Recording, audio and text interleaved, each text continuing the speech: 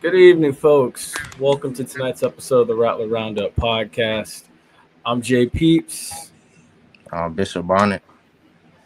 and Ryan tonight we have. Stanley. Oh, I'm taking over. Oh no, Yeah, you good? You good, man? You good? But yeah, tonight we got two players that I know we all wish were suiting up tonight. Not tonight, jeez. We have two players I know we all wish were suiting up Saturday, and honestly, the rest of the season. To be honest with you, joining us this evening. So yeah, FAMU's all-time leading passer, Ryan Stanley, and honestly, soon to be Hall of Famer as well.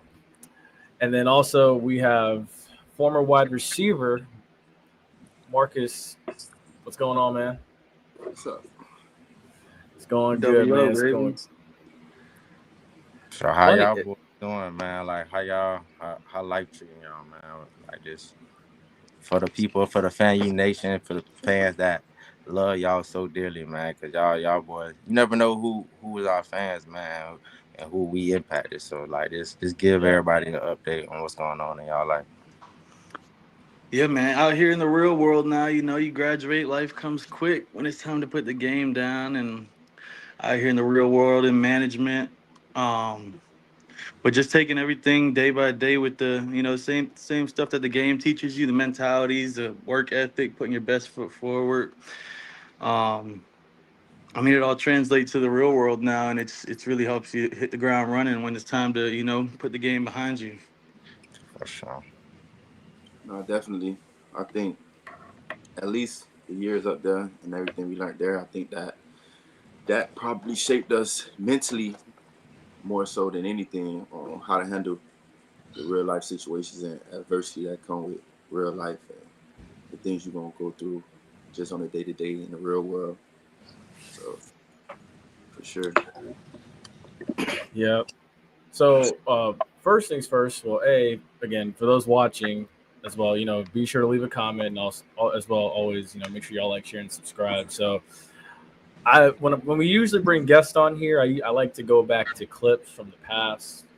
A couple other players that have been on, I haven't done that for. I'm sorry to y'all, but when y'all do come back, I'll definitely have clips for y'all. So the first one I want to go to is Marcus. I want to take you back to 2019, and one game in particular where you made a spectacular catch. If it comes up. Oh, here we go. Jennings in the backfield. McKay fires for the end zone for Marcus Smith. Touchdown. Touchdown. That's a great throw. That's a great throw.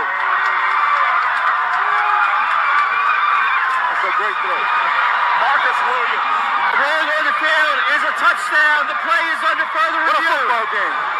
That's a football game right there. Look at the boy. So Marcus, just going through that play, what was going on in the moment? Like what was the play call? It was from what it looks like, it was third and inches. Like what was going on in that moment? So basically, I want to say it was like third and fourth. We put Zay in the slot. That's the year Zay went for 1,000, right? Yeah. So that's the year he went crazy. That's the year Zay went for 1,000. So we put him in the slot, and we knew he was gonna get doubled. So we put him backside single, and Ryan got hurt and had to get out of the game. And I told McKay, I'm like, I knew Zay was gonna get doubled. And I told Ryan, I told McKay, I said, yeah, just hit me one-on-one backside, because I knew it was gonna be no safety help. So that's what we went with. The game was on the lines, overtime. I'm like, yeah, just put it in my hands like right now, get this over with. Really, it wasn't supposed to be in the end zone, but it ended up being like deep because he kind of like bailed on me more than I thought. And yep, end of the game. Number one in the conference after that week. Big time. That was a crazy play. Good time. So I have to ask, like, because I didn't get in the stadium until after the initial skirmish had happened, and it's been over 5 years. So I feel like it's safe. If y'all don't want to talk about it, it's okay. But I feel like after 5 years, I feel like it's okay to talk about it. what happened between? So look, so you know they was number one. They was number one in the conference maybe like 3 years straight, 4 years straight, something like that since Cohen. Yeah. So they had to do Jermaine Martin or something like that. Remember the year before, we went to North Carolina during like the hurricane. Right. And they gave us the locker room. They gave us the locker room with no lights. Ain't had no power. Like it was no lights, no power. It was hot in the locker room. So, but they locker room had like power and lights. So we like, dang, y'all really kind of cut the lights off on us because there's no way y'all locker room got power and ours don't. So from there, that's when the tension really started, and we kind of like got into like a little scuffle before the game in North Carolina. And then after the game, after we beat them in North Carolina, we went to their tailgate. And we ate all their food at their tailgate. We were eating good. You remember that? You remember? Yeah, it was eating good. And we ate all I ain't know that. So we went to their tailgate. We ate all the food in the tailgate. So you know, we just hashtag we run North Carolina because that's when North Carolina Central was number 2 and A&T was number 1. So the week before we beat North Carolina Central, and then that week we beat A&T. So it was just hashtag we run North Carolina, and then we went to their tailgate, and all the people was like real friendly. They're like, y'all get some food. So we was just trolling them like we beat y'all now, y'all people feeding us, you know, whatever like that. So then come the next year, they came to us and they came, you know, they was just on that timing. So we was on that type of timing too. We was still on that type of timing. So it was just, that's just what it was for real. Yeah, I was gonna say, because man, it got crazy before the game. So I heard it got crazy at halftime. And then the way that y'all just waved at them when the Florida Highway Patrol escorted them off the field, like they got into it with the student section. I think the student section was throwing like water on them or something like that. Yeah. And then they got into the student section, and then the crazy thing was with our student section. That's our student section. So you know, and then the crazy thing was like the game wasn't even like a full quarter in yet, and Jermaine Martin was over there on the sideline. Oh yeah, bent over, throwing up. Yeah, I was like, "This is crazy." That's that Elijah Richardson starter pack right there. Yeah, that's that E-Rich starter pack. I gotta get it. Bell starter pack right there. We gotta get E-Rich. So throw it up. 88 says 2020. Look at Nick. Look at Nick. Sunshine says, or Taylor says, "What's up, Sunshine?" What's going on, Taylor? What's up, Sunshine? What's going on, guys? Rattler ATL says, "Good to see you guys." I think that was the year that that game set the tone for how Bragg gonna be. I don't think we lost in Bragg after that. Nah. What, for like 3 years, right? Yeah. Yeah, it was like what 2019, 2021, 2022, 2023. It was like 4 years that they did. So they lost late. They lost late in Bragg 2024. Yeah. So it was like a good. Well, at 50, right? At 49, maybe. The streak was 23 games. 23, right? 23, right? Yeah, we was up. It was one of the highest in FCS for a minute, or like top 5. Yeah, because I was. I want to say. It was definitely 23. I know we was number one. I know we was number 1 in the FCS for sure. Like because I even asked like a FCS like fan page. I was like, is there any other HBCU that had won 23 straight home games? They didn't even know. I mean, the only ones that I can remember back to were, Florida State won 52 straight home games, and then Miami won 58. So, I mean, okay, so there we go. We beat out Montana for most wins in FCS. Yeah, bro. When we winning, bro, like Bragg is a special place, dog. Oh, dude. Now that I've shown Marcus's, I got to go to Ryan's real quick too. So Ryan, I'm gonna take you back here to 2019. 2019 against Southern. Like Zay with the cop route. Zay with big time. Zay with the cop route. Sets up halftime. Fires in the end zone. Xavier Smith. That's big time. Yeah. Touchdown. That's big time. That play alone don't do it justice. Like that whole drive was massive. He started at the 1. He really big drive. That's base time.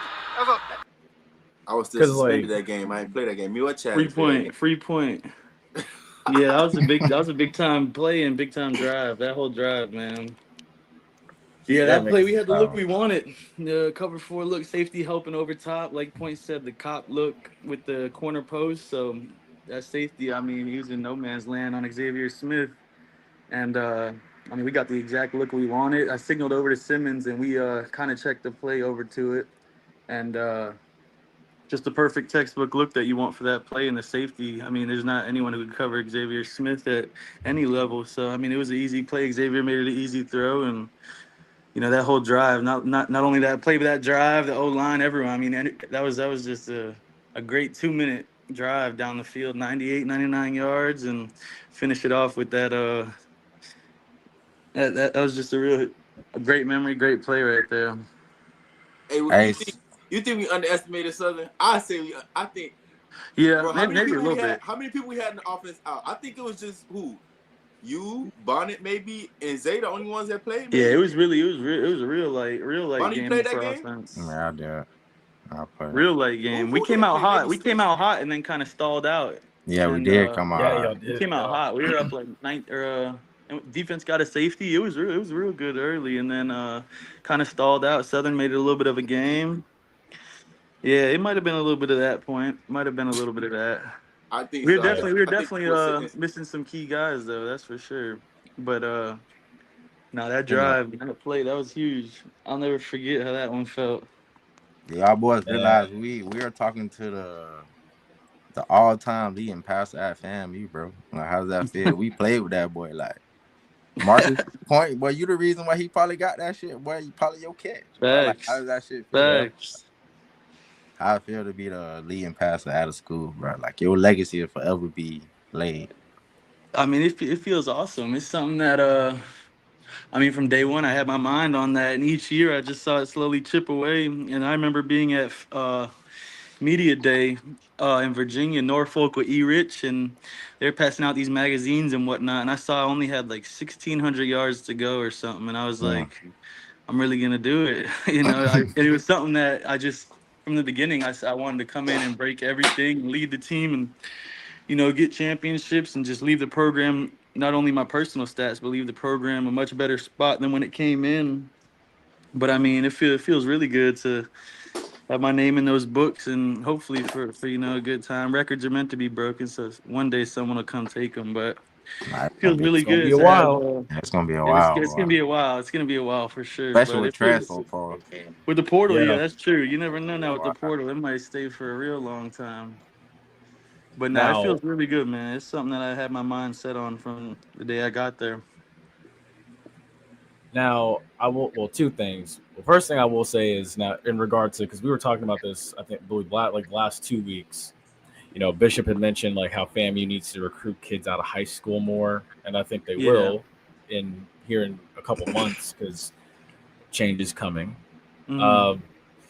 But you know, the other thing is there's a kid actually at Armwood High School, because I live in the Tampa area, and Armwood's about like 15 minutes or so from my house here, and unfortunately he's committed to USF. But this kid reminds me of you, Ryan. Like the way he releases the ball, you know, the way he reads offenses, the way he goes about just being a leader and everything. Like I look at him and I'm just like, this kid reminds me of Ryan.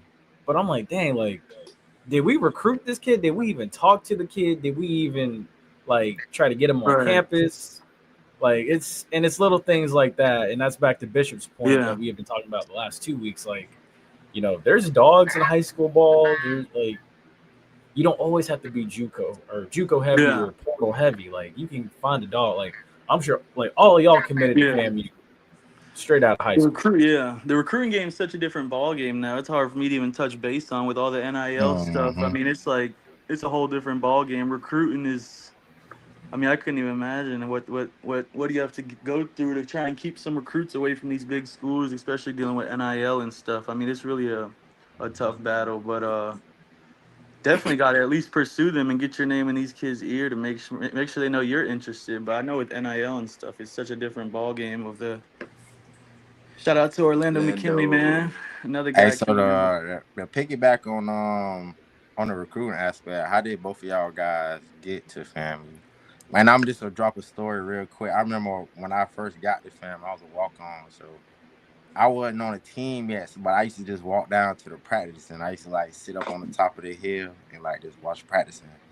And it was in the spring, it was in a fall camp, and it was you competing against. It was the other quarterback. He had dreads. I think his name was like Kenny. Yeah. And bro, it was just like whenever you got in, the offense just looked better, bro. Like, yeah. And we still went out with Kenny, bro. And we ended up losing. No disrespect, but boy, we lost to Tuskegee. Yeah. Yeah.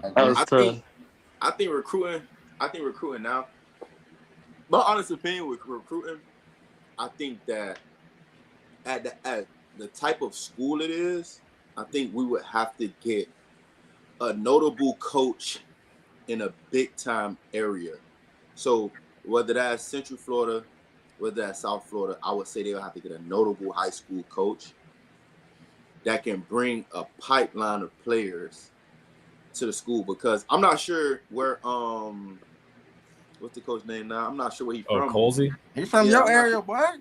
He's from South Florida. Yeah, but I don't think his name, because that's not like a name that I know growing up. So he might be from there, but I'm not sure how long ago he was there or what exactly his coach is from, because I think the pipeline most important, because that's the only reason I came was because of the pipeline. So same thing. Yeah, Quinn Gray for me went to Dillard. Yeah, they're gonna recruit that area. You got a name, you know. That's a good. But if you bring in coaches from other states or other places that don't have a pool in certain areas, it's gonna always be hard to coach, because he might be a good coach.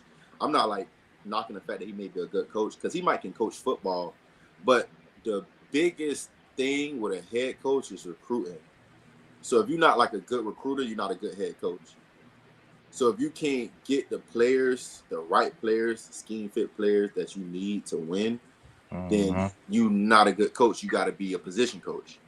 And that's what Simmons did. He was able to come in, and he had like the swag to sway people to come to the school, sway recruits. That's how we got Bell. That's how we got, Land. That's how we got a lot of people to come to the school. So if you don't got that as a head coach, then your best option will be position coach, because as a head coach, you don't really coach football. You kind of coach coaches and you recruit.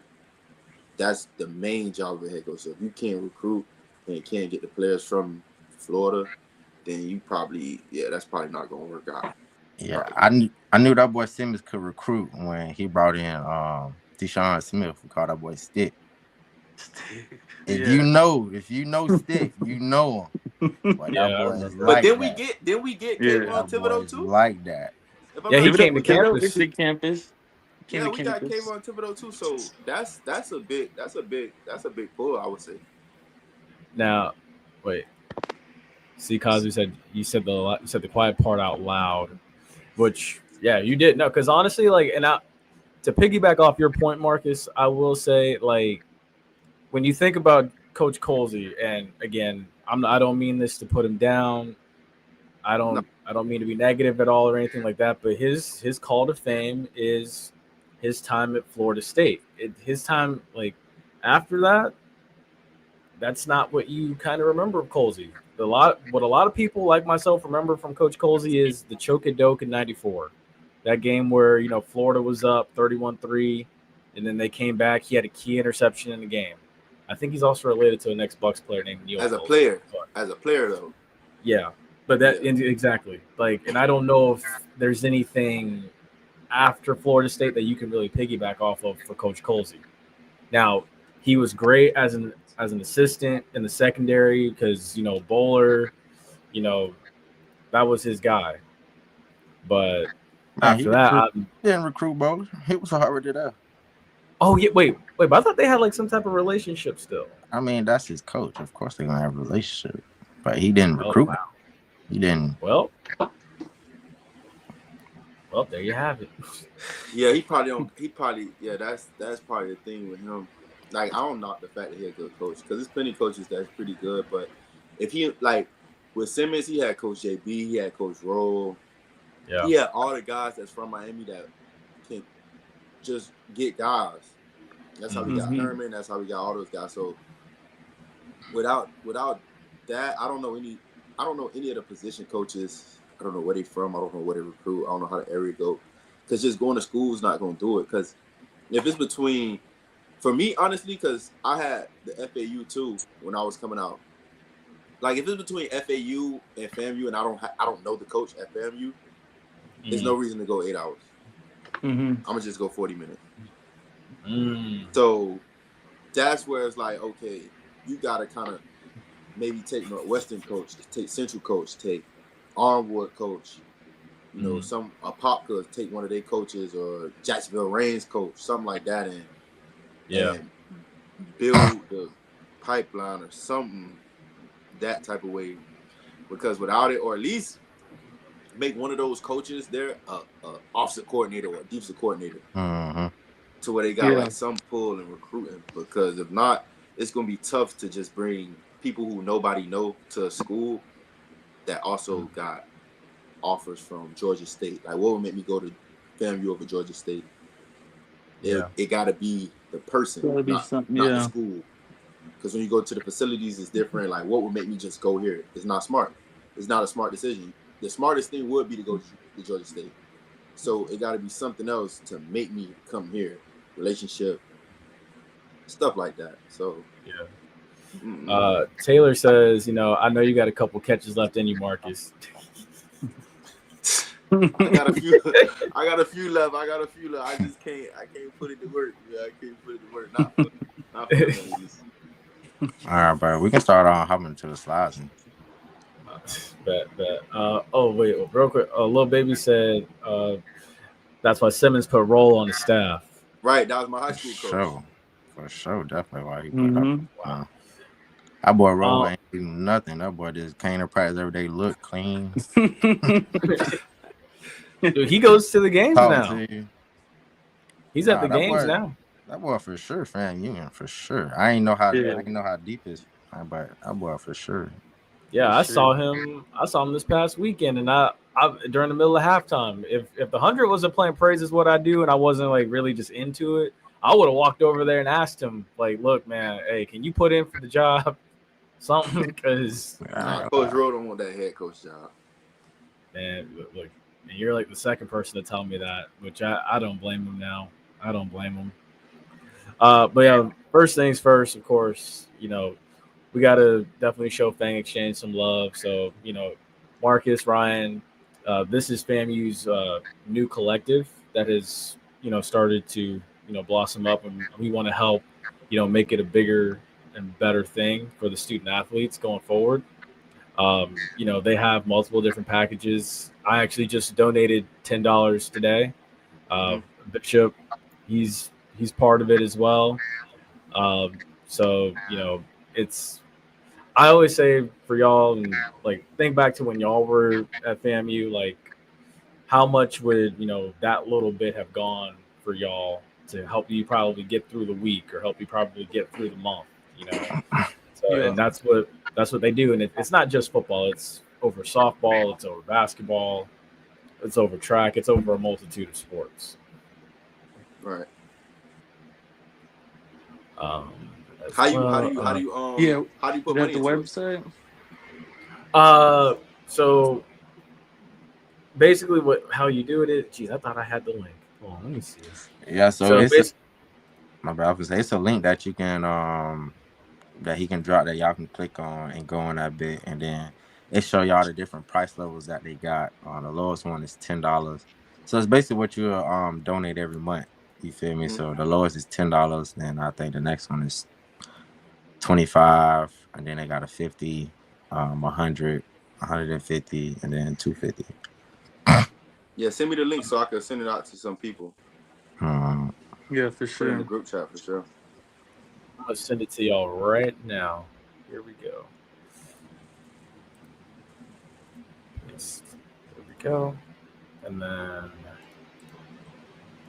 there we go. So I just sent it to both of y'all on Instagram. Oh yeah, sweet. I'd love to So take yeah, part. man. Yeah, definitely, man. That's You know, but Ryan, Tashay run that. Okay. Yeah, I would love to be a part of that. Would love to be a part of that for sure. Tashay and a lady named Ashley. Well, Ashley the one who really started it, but. So we got a question here from the panel. Some of y'all saying that during the Simmons era, it was easier to get guys in school. Now, with us on level 1 in fractions, football players are having to have a 3.0 GPA and no profile admits. What is profile? I guess admissions. Is that what he means? You gotta have a 3.0 to play football. But I don't know how true that is. Yeah, I don't know. I mean, I know, much like all the schools in the state of Florida, all the public schools in the state of Florida, like the requirements have gone up. But I don't know if it's a 3.0 to play. I thought it was like a 2.0 to a 2.5. Yeah, that's what I thought it would have been. Yeah, because the 3 that's crazy. I would have to see that question again. Yeah, well, here we go. So, here we go. Yes. So for FAMU admittance, you have to have a 3.0 just to get into the school. Oh, bro, that's probably for regular students. Yeah, I'm pretty sure that's not for. They make changes for. I'm pretty sure it's not for athletes. Trust me. Yeah. I'm not gonna. Don't quote me, but it's 1,000 ways to get in. I gotta see it on paper. Without what? Because you have a college GPA out of high school, so why would you use my high school GPA to get me into the school if I got a scholarship? That's not true with scholarships. Yeah, we might have reduced scholarships, but we don't got a GPA. Yeah, I'm telling you that. It's got to be different for football.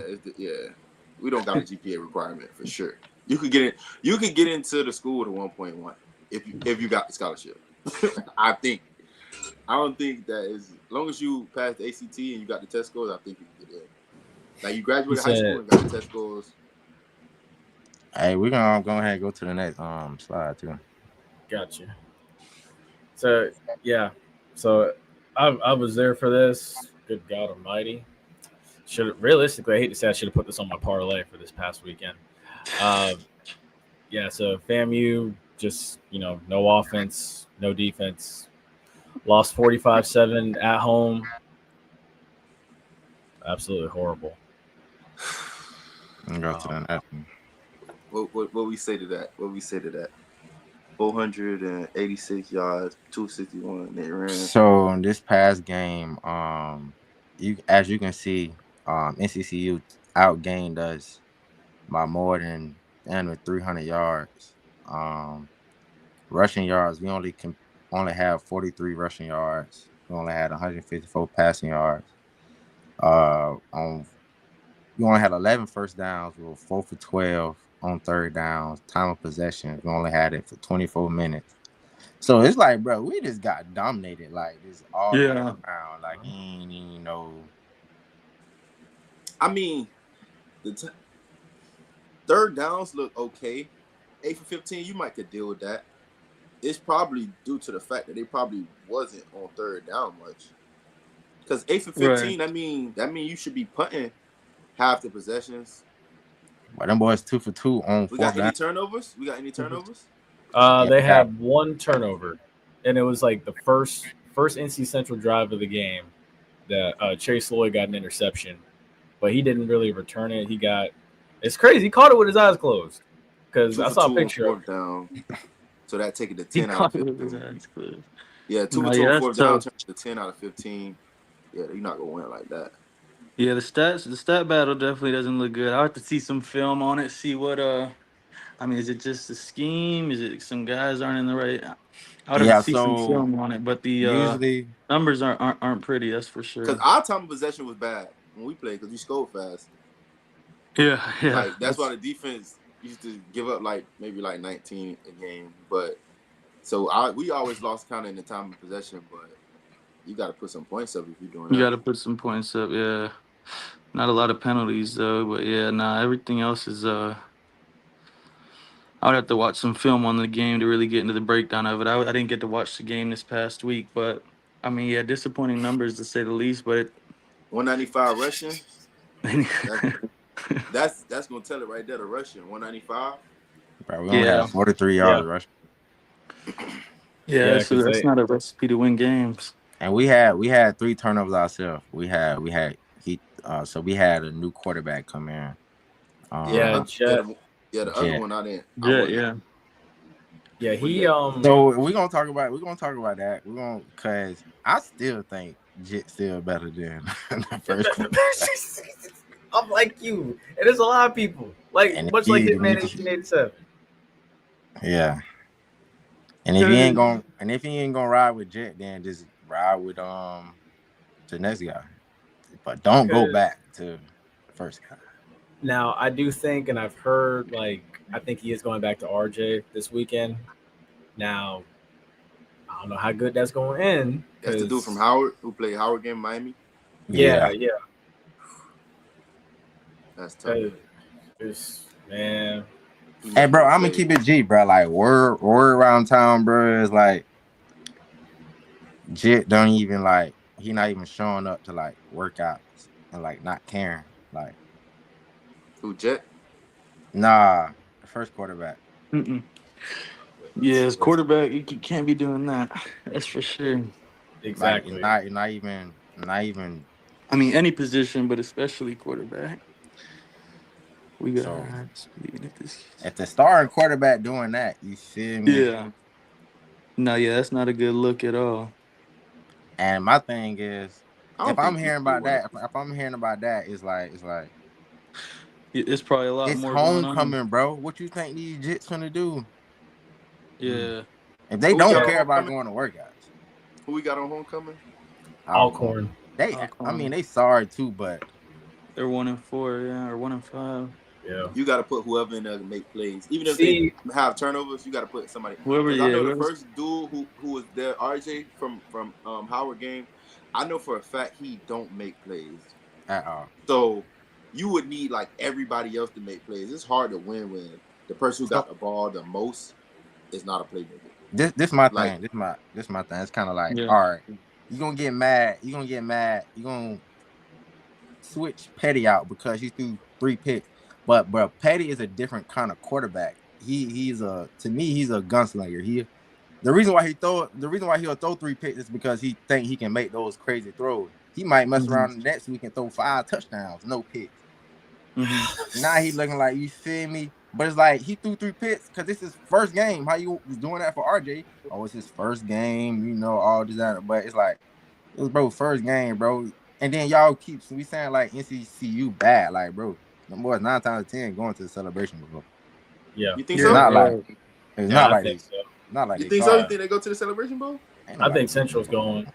I think they're going to represent the MEAC and get beat down. No, I think they may win it this year. I ain't gonna lie. Yeah, they may win it. I think the MEAC. Beating the SWAC again, huh? Y'all not there, That's Now, this next comment, I hate to put down a kid, but I've also heard this as well about. Oh wait, no, not that one. Whoops. I've heard this as well. Hold on, now. That we not gonna do that. Yeah, we ain't gonna talk about that. That don't. Now, hey, this vibe. We not doing that. Yeah, that don't affect. That don't affect. Yeah, y'all. Because I was like, let me. You shouldn't even brought that one up. That's how the team. That don't matter. Bro, bye. You we don't play no more. That's 90% of college, bro. You tripping? I've heard some stories about USF. It goes on for sure. Everybody, not USF. Everybody. 90% of every team in America smoke weed. 90%. But and then, hey, go to one of these PWIs. Man, they know more than weed. Yeah, that's true too. Yeah, drugs. That's not. We not gonna do that. That's not the reason. Yeah, it's talent. It's talent. Weed, especially at weed. I mean, but it's like, bro. All right, you can't be a pothead and then be ass. Yeah, you can't be both. You think You think if he stopped, he'd be better? Let's be realistic here. I don't. But it's like, Oh God. Hold up. Wait. all right, next slide, man. That's what I'm Yeah. All right. So here we go. Hey, so my takeaways for the game is what the F. I just don't know what the hell we got going on, bro. At this point, like we really is sorry. Like we just a sorry football team. And then my thing is bigger than football. Like I said, from what I've been hearing, like what is really going on in the locker room? Like what is the locker room like? What is the culture? You feel me? Like, and when we say like, and then we've been like I've been saying this since we started, like what it means to play for FAMU. It's just not about like, you feel me, the game day. It's about like going to workouts every day, you know, showing up to all the meetings, you know, showing up for your brothers, bro. So that's what I mean for like really playing for FAMU. Like, but that's your fault. Take some accountability. You're not gonna take no accountability to that. Who, me? You. I'll do that. I don't play. But you left that locker room. You know them. Bro, you know how long ago I played again? You left that locker room. Hey yo, you know how long ago I played? So if you want to put it that way, it's your fault too. No. Yes, it's very much your fault. Every class under me. The class I left, you know what? If you want to be funny, the class I left won a celebration bowl. Every class I left. The class I left after me when I won a celebration bowl. All right, you got that. So who we blaming? Nick? Nick always blaming nobody, bro. It's a whole new team, bro. It's a whole new culture, bro. It's every year. It's a whole new, bro. Them coaches, and none of them coaches was there. None of them coaches was there with us. They don't understand, bro. Cozy was there. Cozy was there with what year? He got there. The year they won a celebration bowl. So 23. He got there in 20. He got there in 22. 22. Yeah. So, that's a good point though, Bishop. What's the locker room like? You always gotta have what's the team expectation? Like with Simmons days, a quarterback missing a workout, that's just unheard of. Someone talk about this on you. Hey, I don't even know these. I'm saying, all right. So in 2019, out of the 2023 team was my freshman team, right? Okay. So from my senior years all the way to everybody who was in the locker room with me was winners every year. So we was winners. 2021 was winners. 2022 was winners. 2023 was winners. Right? So how do the coaches change? How do the coaches change in basically 1 year? All right, because for one, all right, I'm gonna tell you why. Because for one, half of those guys left. That's true too. That's true. true. And then they graduated. It's a Simmons thing. Bro, when Simmons left, half of the coaches was gone. You know what half of the coaches at? FIU right now. No, all of them at FIU, but Cozy's still there though. But Cozy wasn't. He wasn't there when we built. Like he didn't build that shit with us. Like he wasn't building. He just came on the back end of it and seen. He only got 2 years of it, and then Simmons jetted. So how do you take a winning team, right? Yeah. And then a year later, turn into 45-7. Now, I mean, you had guys that were there with Bishop. You had like Gentle Hunt. You had. I'm trying to think who else was there. I know Gentle Hunt. He went FBS, right? Yeah, he went to Illinois. Yeah, I see him on a. I'm like, dang, is that the same dude? That is him. Okay. On the game. Now I watched the game and they said Gentle Hunt, I got a sack. I'm like. Yeah. And then even who's the other kid? Cheney, who went to Colorado. Yeah, he's at Colorado now. He's at FIU now. That was another one that was. Yep, JMC, you're correct. Yep, that's another one that was there, and then he transferred out and left. You got Bert, who had at Pine Bluff. Yes, USPB. He don't count. I would say that. He didn't play. Okay. But he still a playmaker. Why he didn't play? He's still because he had guys in front. He had Xavier Smith. Everybody had guys in front of them. Bonnet, don't do that. Come on, bro. I'm asking you, real question. If he was who he was supposed to be on that team, why didn't he play? Because I'm gonna tell you why. You had That year they won. You had Marcus Riley. Marcus Riley. You had K. Dot. Mm-hmm. You had Nick. Mm-hmm. You had Manigo still was there. Sharif was there too. Oh, that's K. Dot. My bad. Yeah. And then him. And then they worked him in. He got in. Yeah. All right. It's not like he didn't play. He got in. We had me. Yes. Chad Hunter. Okay. Manigo. Xavier Smith. Azende Ray. You couldn't tell who didn't start. That's fair. That's true. You couldn't tell who. You couldn't say, "Oh, this person don't start." You couldn't do it. Yeah. You had Terrell. You had Bishop Bonnet. You had Stick. You couldn't tell who started and who didn't start. So to say somebody on that team with Chad was hurt. But you also gotta understand too that his coaching philosophy changed over time. What would make your coaching philosophy change, bro? What would make the players that you have? Only the players that you have. At FIU, you seen the FIU game? And I bet that shit. I bet he started changing it. I bet he started going back to running the ball more because that is more his team. You can want to be an air raid like my senior year. He wanted to throw the hell out of that bit. And why he couldn't? He just couldn't. Players. It just suited us better to run the ball. Why? Take the rabbit out the hat, Bonnet. Don't do that. Why? Why is suited y'all better to run the ball? Why? Bro, because the run game was just like that year. Bonnet crazy, man. You don't want to say it. It's fine. I don't want to say it either. But you know why y'all didn't throw the ball. Because the run game was like that. Yeah. Okay. Y'all was. Okay. That's what we gonna blame it on. Let's see. That good. EA said they ain't running fades in the locker room no more. People were held accountable with that. Yeah, accountability goes a far way for sure. Yeah. Knowing the expectation. We had fades in the locker room. I'm gonna say nothing like that, but definitely accountability was there. Accountability was definitely there. Yeah. And then to finish off my takeaway is just let's go ahead and just start planning for next year, man. Just shit around. Like this season over with. How you plan for next year? Man, bro, I'm not the coach, man. Who the coach? Cozy, call that boy.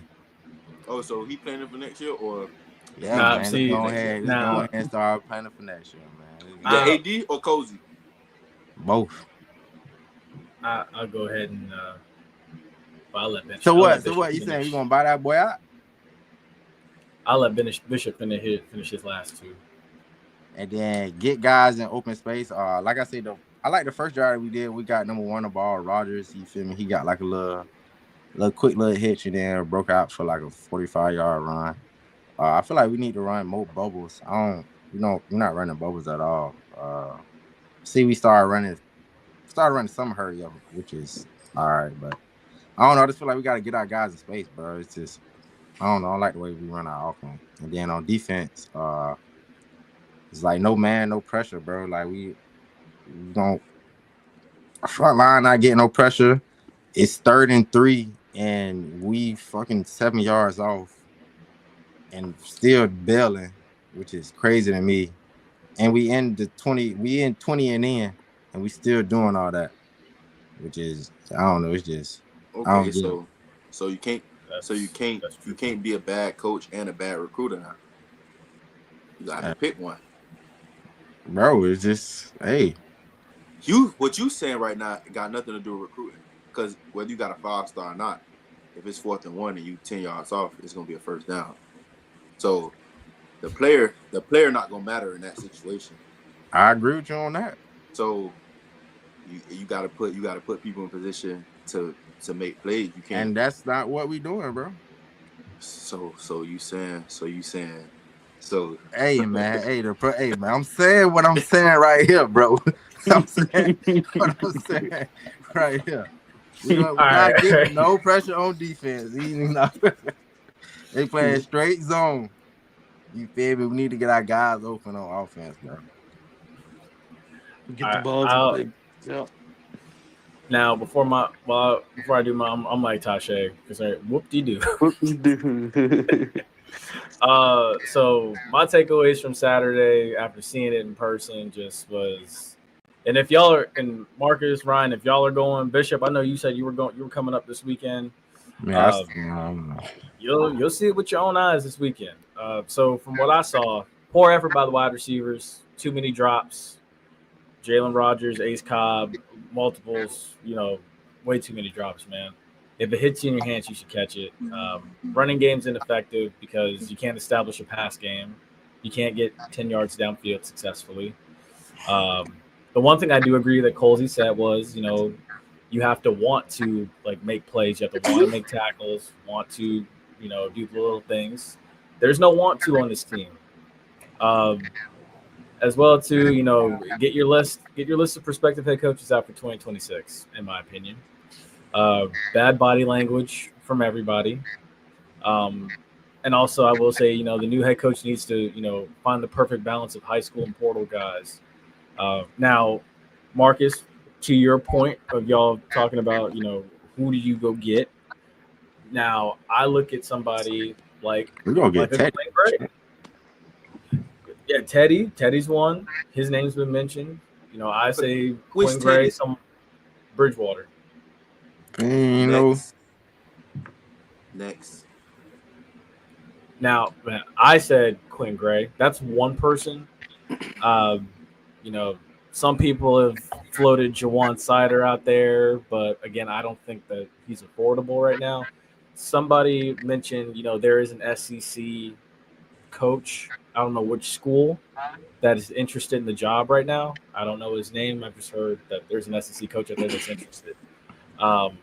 South Carolina State's OC also mentioned too. Jonathan Williams, I think his name is. He's from Tampa. He's another guy that I would consider as well. So that's just my short list right now. But definitely, you got to get guys that are willing to recruit high school and portal. But someone that's got that South Florida, that Florida pipeline. Mm-hmm. I think they should go after Jube, the old head coach at Miami Central. Jube. Jube. I think that should be it. J-U. Okay. Let me look this guy up.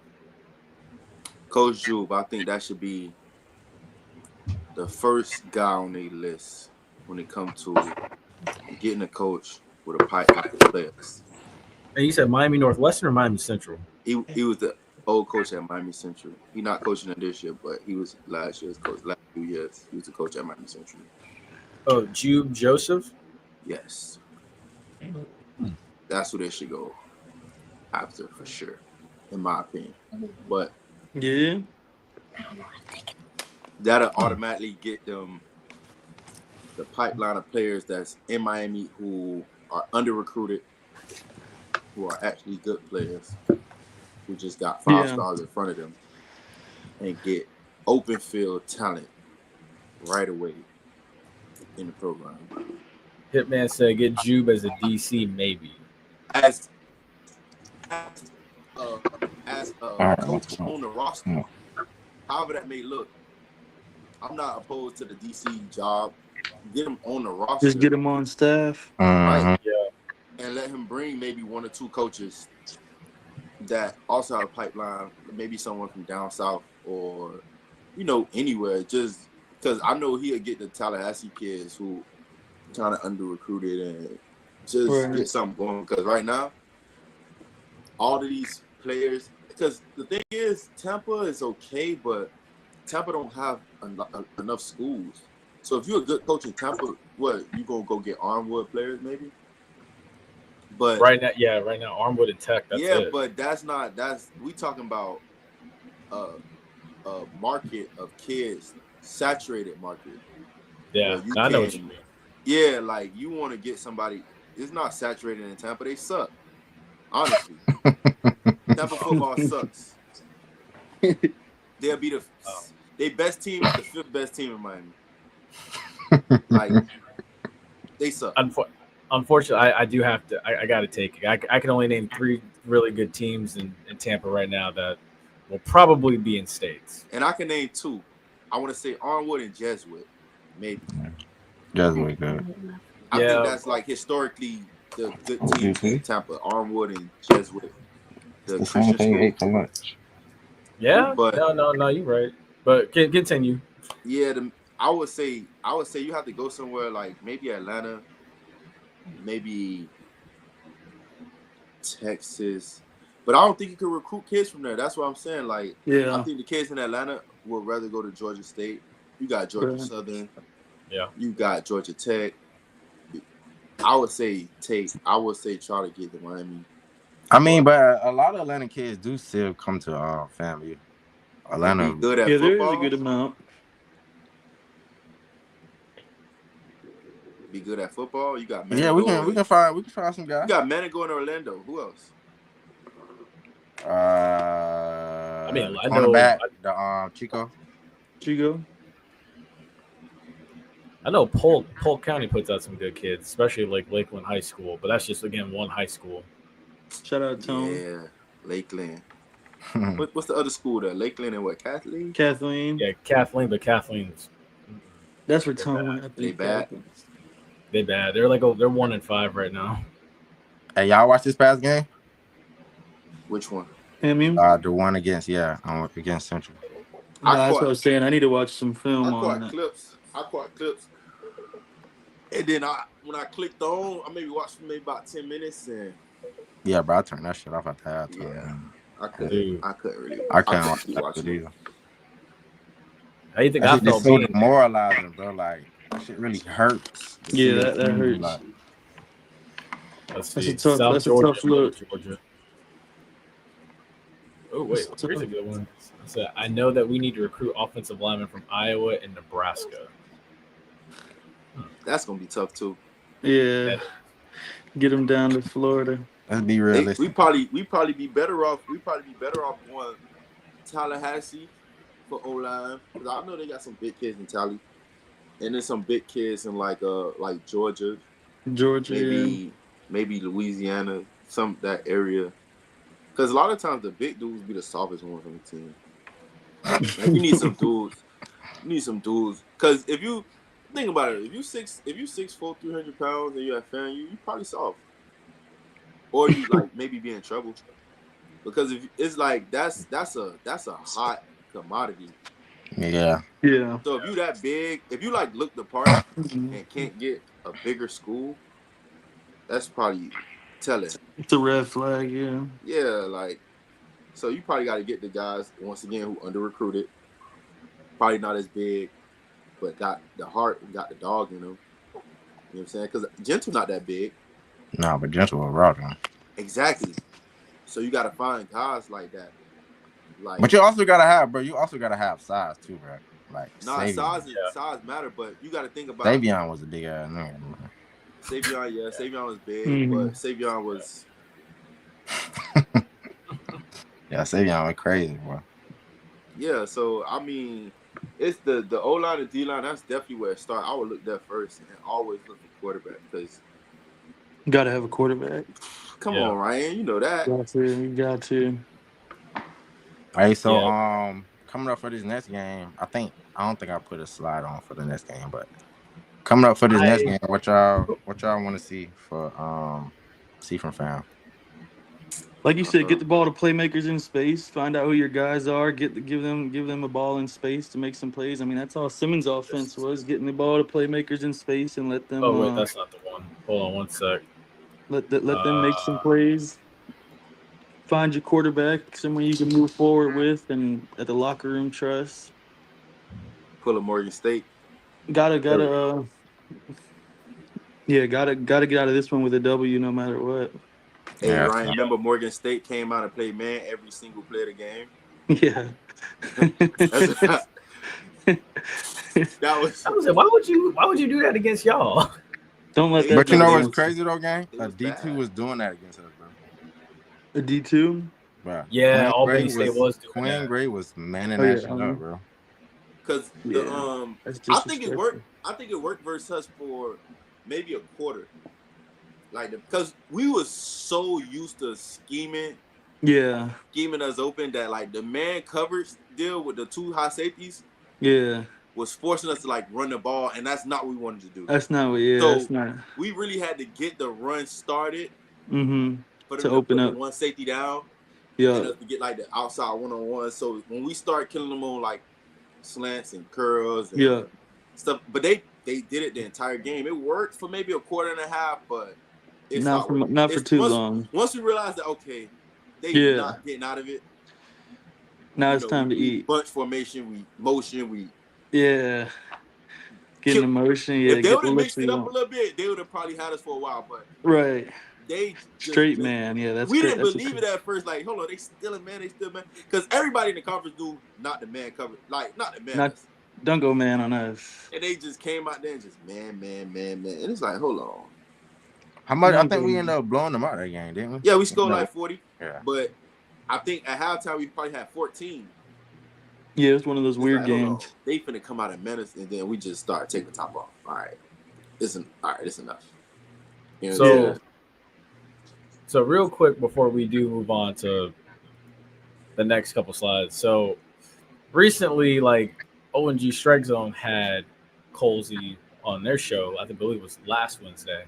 Leading up to come on this show. Yeah, I don't think he. See, but that's the thing though, bro. Like when they get him on them, like when they get him on them podcast, like do they ask like meaningful questions or do they be trying to be like? I will reserve my opinion out of respect for Kelvin and Brian.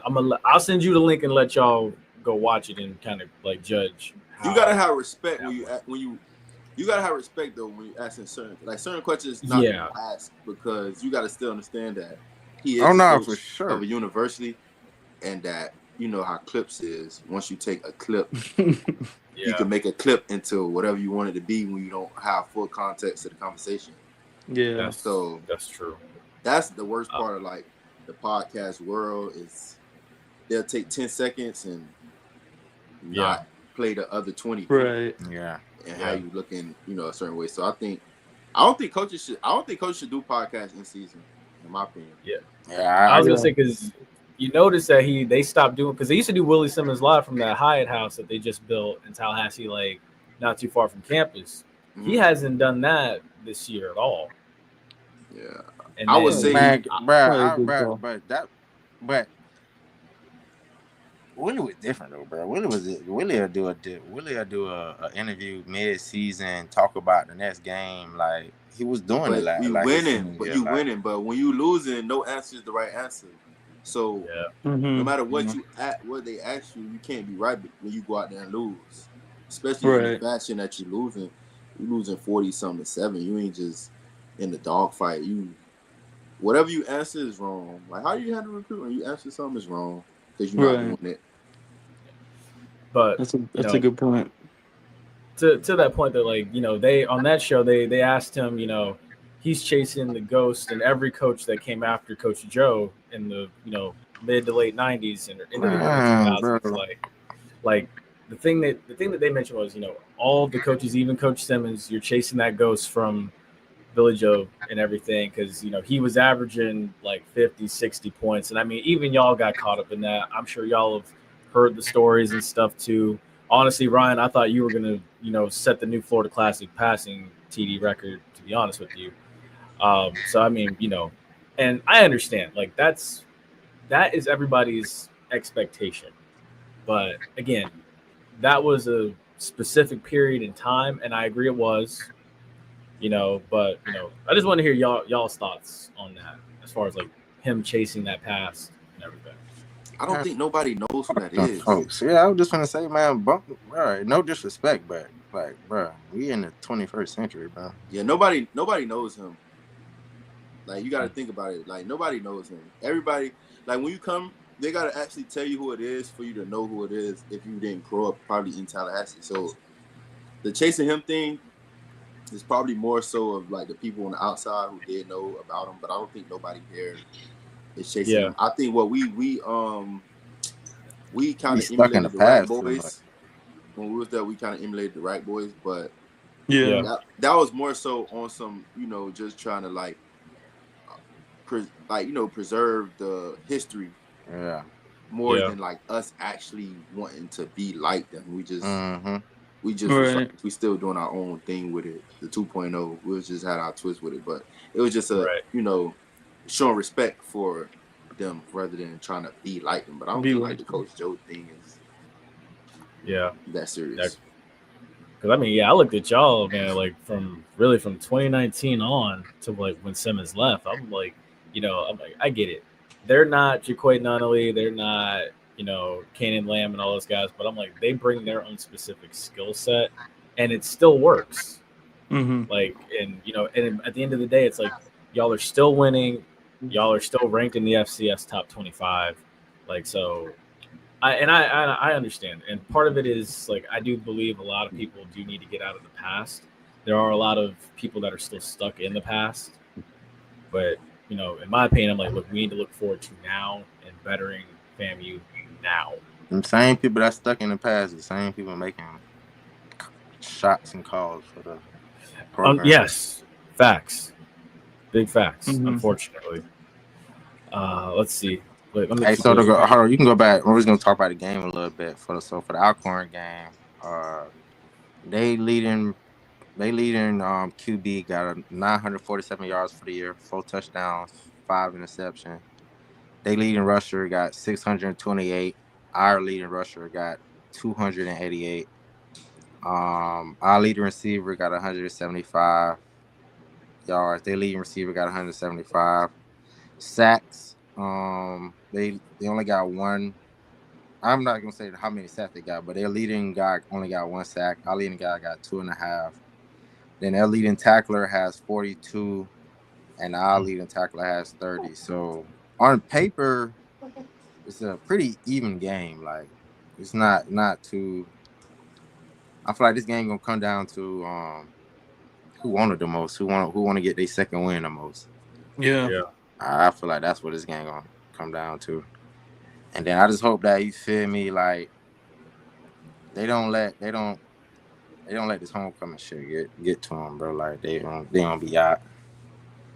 I ain't gonna say you can't. I can't say you feel me. Can't enjoy some festivities. Yeah, you feel me, but still got to be locked in. Yeah, don't be going crazy. Yeah. Did y'all ever go out during homecoming? I know for sure. I went to the comedy show every year. I would do comedy show and stuff, but it wasn't like late night clubs or hanging out at parties too much. No. I didn't do nothing. Yeah, no. I would do like this stuff on campus, but after the game, that's when it's time to enjoy homecoming after the game. Blowing it down after the game, man. After the game, yeah. But all week, just like the little festivities around campus, nothing too late, nothing too crazy. But that week, nothing. Yeah. No. It'd be too many people. I was never big on going out. There's too many people. Hey, just know, I don't know if it was homecoming. A bottle was popped in the locker room. Yeah, we popped a bottle, yeah. I'm talking about in front of everybody. Like, yeah, we popped a bottle, that's fine. What's wrong with that? I'm talking about handing out shots. Look. Oh, you feel me? Like, hey, boy, we turn, boy. It's homecoming though. Why yeah. We turn, boy. Wait, here's a good one. Did you guys get Sundays off during homecoming? No, never had a Sunday off. Look, nah, Sunday was not the day to get off. Honest answer: Simmons never ever canceled a practice ever. We didn't have one ever cancel practice. Nah. If it's storming, we going in the gym. Like he never ever canceled the practice. That's why we practice at 9 p.m. And that's why, like after y'all boys left, and like whenever he did cancel practice, like we used to be turning the locker room like, oh shit, like this boy like really cancel practice, boy. Like one thing about it, but he gonna get them practice in, boy. Like, yeah, for sure. 19, he didn't cancel not one, no matter what it was. Yeah. Hey, remember when Simmons first came, bro? The up downs, bro. Them up downs in the gym, bro. Lord. Oh, my I just was God. talking. I did do a little interview with the Miami Herald for just talking about Simmons and their quarterback. I gave him that story. That was Bro, that's how you set the crazy. tone as a coach. So shit. That boy woke us up. What time? About 4-5 in the morning. Yeah. 4 in the morning. What? Wait. Yeah. Hold up. Anybody in the that, morning. It's anybody that raining. missed something? Up down. It was study hall hours. For every hour that someone on the team missed a study hall hour, we had to do an up down for every hour. And it ended Oh up being no. 300 or I ain't gonna lie, 400. what I live by. For like 300 or 400 up downs, and every person had to come to the center of the gym. We're in Al Lawson. Everyone circle around and call them up one by one. You say your name, how many hours you missed, and how many up downs you got to do. And it ended up being like 300 or 400, no. and I mean that set the tone for what the standard was of holding everyone accountable. He came in and set the tone for sure. Yeah, everybody who got in the middle of the circle. How many hours you missed? 13. So that's how many we got. We got Oh my 13. gosh. Oh, Yeah, that let's was see. tough. I heard Coach Emmett was way more intense than he comes off as. Oh, for sure. Now he a cool dude though. Like you feel me? You catch him off the field, talk to him. He's very cool. Yeah, but nah, He cool when he punishing you. Yeah. Oh my That's all gosh. right. We gonna get what we deserve. Up down. We'll never forget those up downs. Yeah, that was a good memory there. Yeah, What y'all had to do during camp after practice? Nah, he used to do this thing like, so at the end of practice, I don't know if he did it when he first like when we were out there, but I know for sure, like he used to after practice, he used to get in your position group, and we used to do push-ups for like each quarter, but then he'll mess around and do some jump like overtime or like just like some crazy jump, bro, just to make it up like this, and then we'll have to like do push-ups and turn around, flip and do crunches. And then do that and turn around and flip. And then that'll be like first quarter. Yeah. But we'll do that like 4 or 5 times. And then he'll be like, boom, that's first quarter. Yeah. And it's after practice now. After practice, Think about the suicides from sideline to sideline for the point score. Oh yeah. Remember? Team scored 20 points. We got 20. 20, yeah. Sideline to sideline. 1. Yeah, stuff like that might not be happening now. No, I feel like stuff like that ain't happening. Let's see. We had to do push-ups until somebody sung the alma mater. Oh yeah. Wait. Simmons told us to remember the alma mater, and everybody kind of like, all right, we'll get it. You know what I'm saying? And then he everybody get in push-up position, and we gonna sit in push-up position to somebody. Like sing it out, and like nobody knew it, so we were just, and everybody was just like trying. But in the moment, you be like, bro, dog. When I just thinking back on it, you be like, yeah, but them some memories, dog. No, yeah, that shit work. That shit works too. I still don't know it. Look, I still don't know. I used to just be singing along. Yeah, don't bring no camera up to me after the game singing the alma mater. Just hold the helmet up. Oh my gosh, that's crazy. But I mean, look, at the end of the day, it paid off. Heck of a memory. No. And then it's like you said, like for points scored. I mean, I know y'all was trying to pitch a shutout. Mm-hmm. Every game y'all was trying to pitch a shutout. Yeah. I'm sure. But then at the end of piggyback what Orlando said, but like I was telling y'all, like bro, we lived in that locker room during camp, bro. Like that, and then that's how we really got so close, bro. Like we playing Madden, we had the TV up, we playing Madden. You feel me? Like every day. Yeah, like, we lived in a locker room during camp. Stick was living in there for real. 506, no. Like I say, I knew that boy Willie recruited Tyler when he brought Stick there. But Stick was different. No, for sure. No, it was that whole experience at camp, and no, you're right though. You're right. But nah, you get Stick the ball, boy. You don't know what he gonna do. But I remember, bro, when Stick came, bro, when Stick first got there, bro, we had a scrimmage, bro. I kid you not, bro. I did. I think I had a scrimmage. I snapped. I think I scored. Man, I kid you not, but Stick got in the game. He got the ball 4 times. This man scored 4 times. Yeah, no, Stick. I said, oh my God, bro, what? Stick in his prime was different. Stick in his prime. Let me just help me get caught. So he was number 32, right? Yeah. Mm-hmm. So what happened? Yeah, I was gonna say So We what just happened to him after We just gonna 2019? We just gonna. You feel me? He had Oh. some personal issues It going was on. some serious stuff off the field for sure. Yeah. So he just wasn't able to. Yeah, he won't. Yeah. Yeah, he had a lot of personal stuff going on. That's the best way to put it for sure. That's my dog though, for sure. That boy pop up in my inbox every now and then. Yeah, but he was still with the team. Yeah. We still embraced him, but he wasn't able to play on the field because he just had a lot going on at home. I understand. It happens. Let's see. What we got next? So October 13th through today was the second day of it. Bash at the Borough for the FAMU golf team. Yep. But what? And then wait, what is this? The FAMU This golf is, team. The FAMU golf team. They up in at Georgia Southern right now, participating in the Bash in the Borough. It's a golf tournament. I don't know if it's a tournament or it's just them going against Georgia Southern. I gotta support golf's my go-to now. Yeah, y'all didn't know Ryan was a professional golfer? Yeah, I've been seeing them. I took point on the course before. Yeah, I went out there. I ain't hit I nothing. took point out there. I went out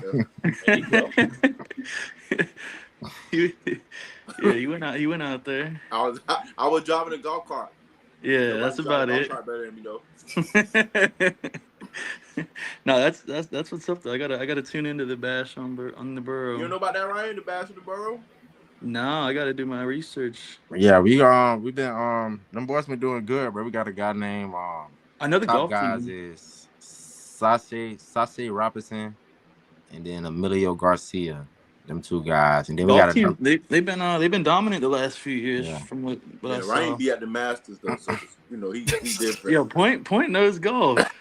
How you know about the Masters? Come How on, you know about Ryan. the Masters, Think I see you out there with the cap on, bro? Come on, I see you out there at the Masters. You know them boys got a whole driving range at the school now.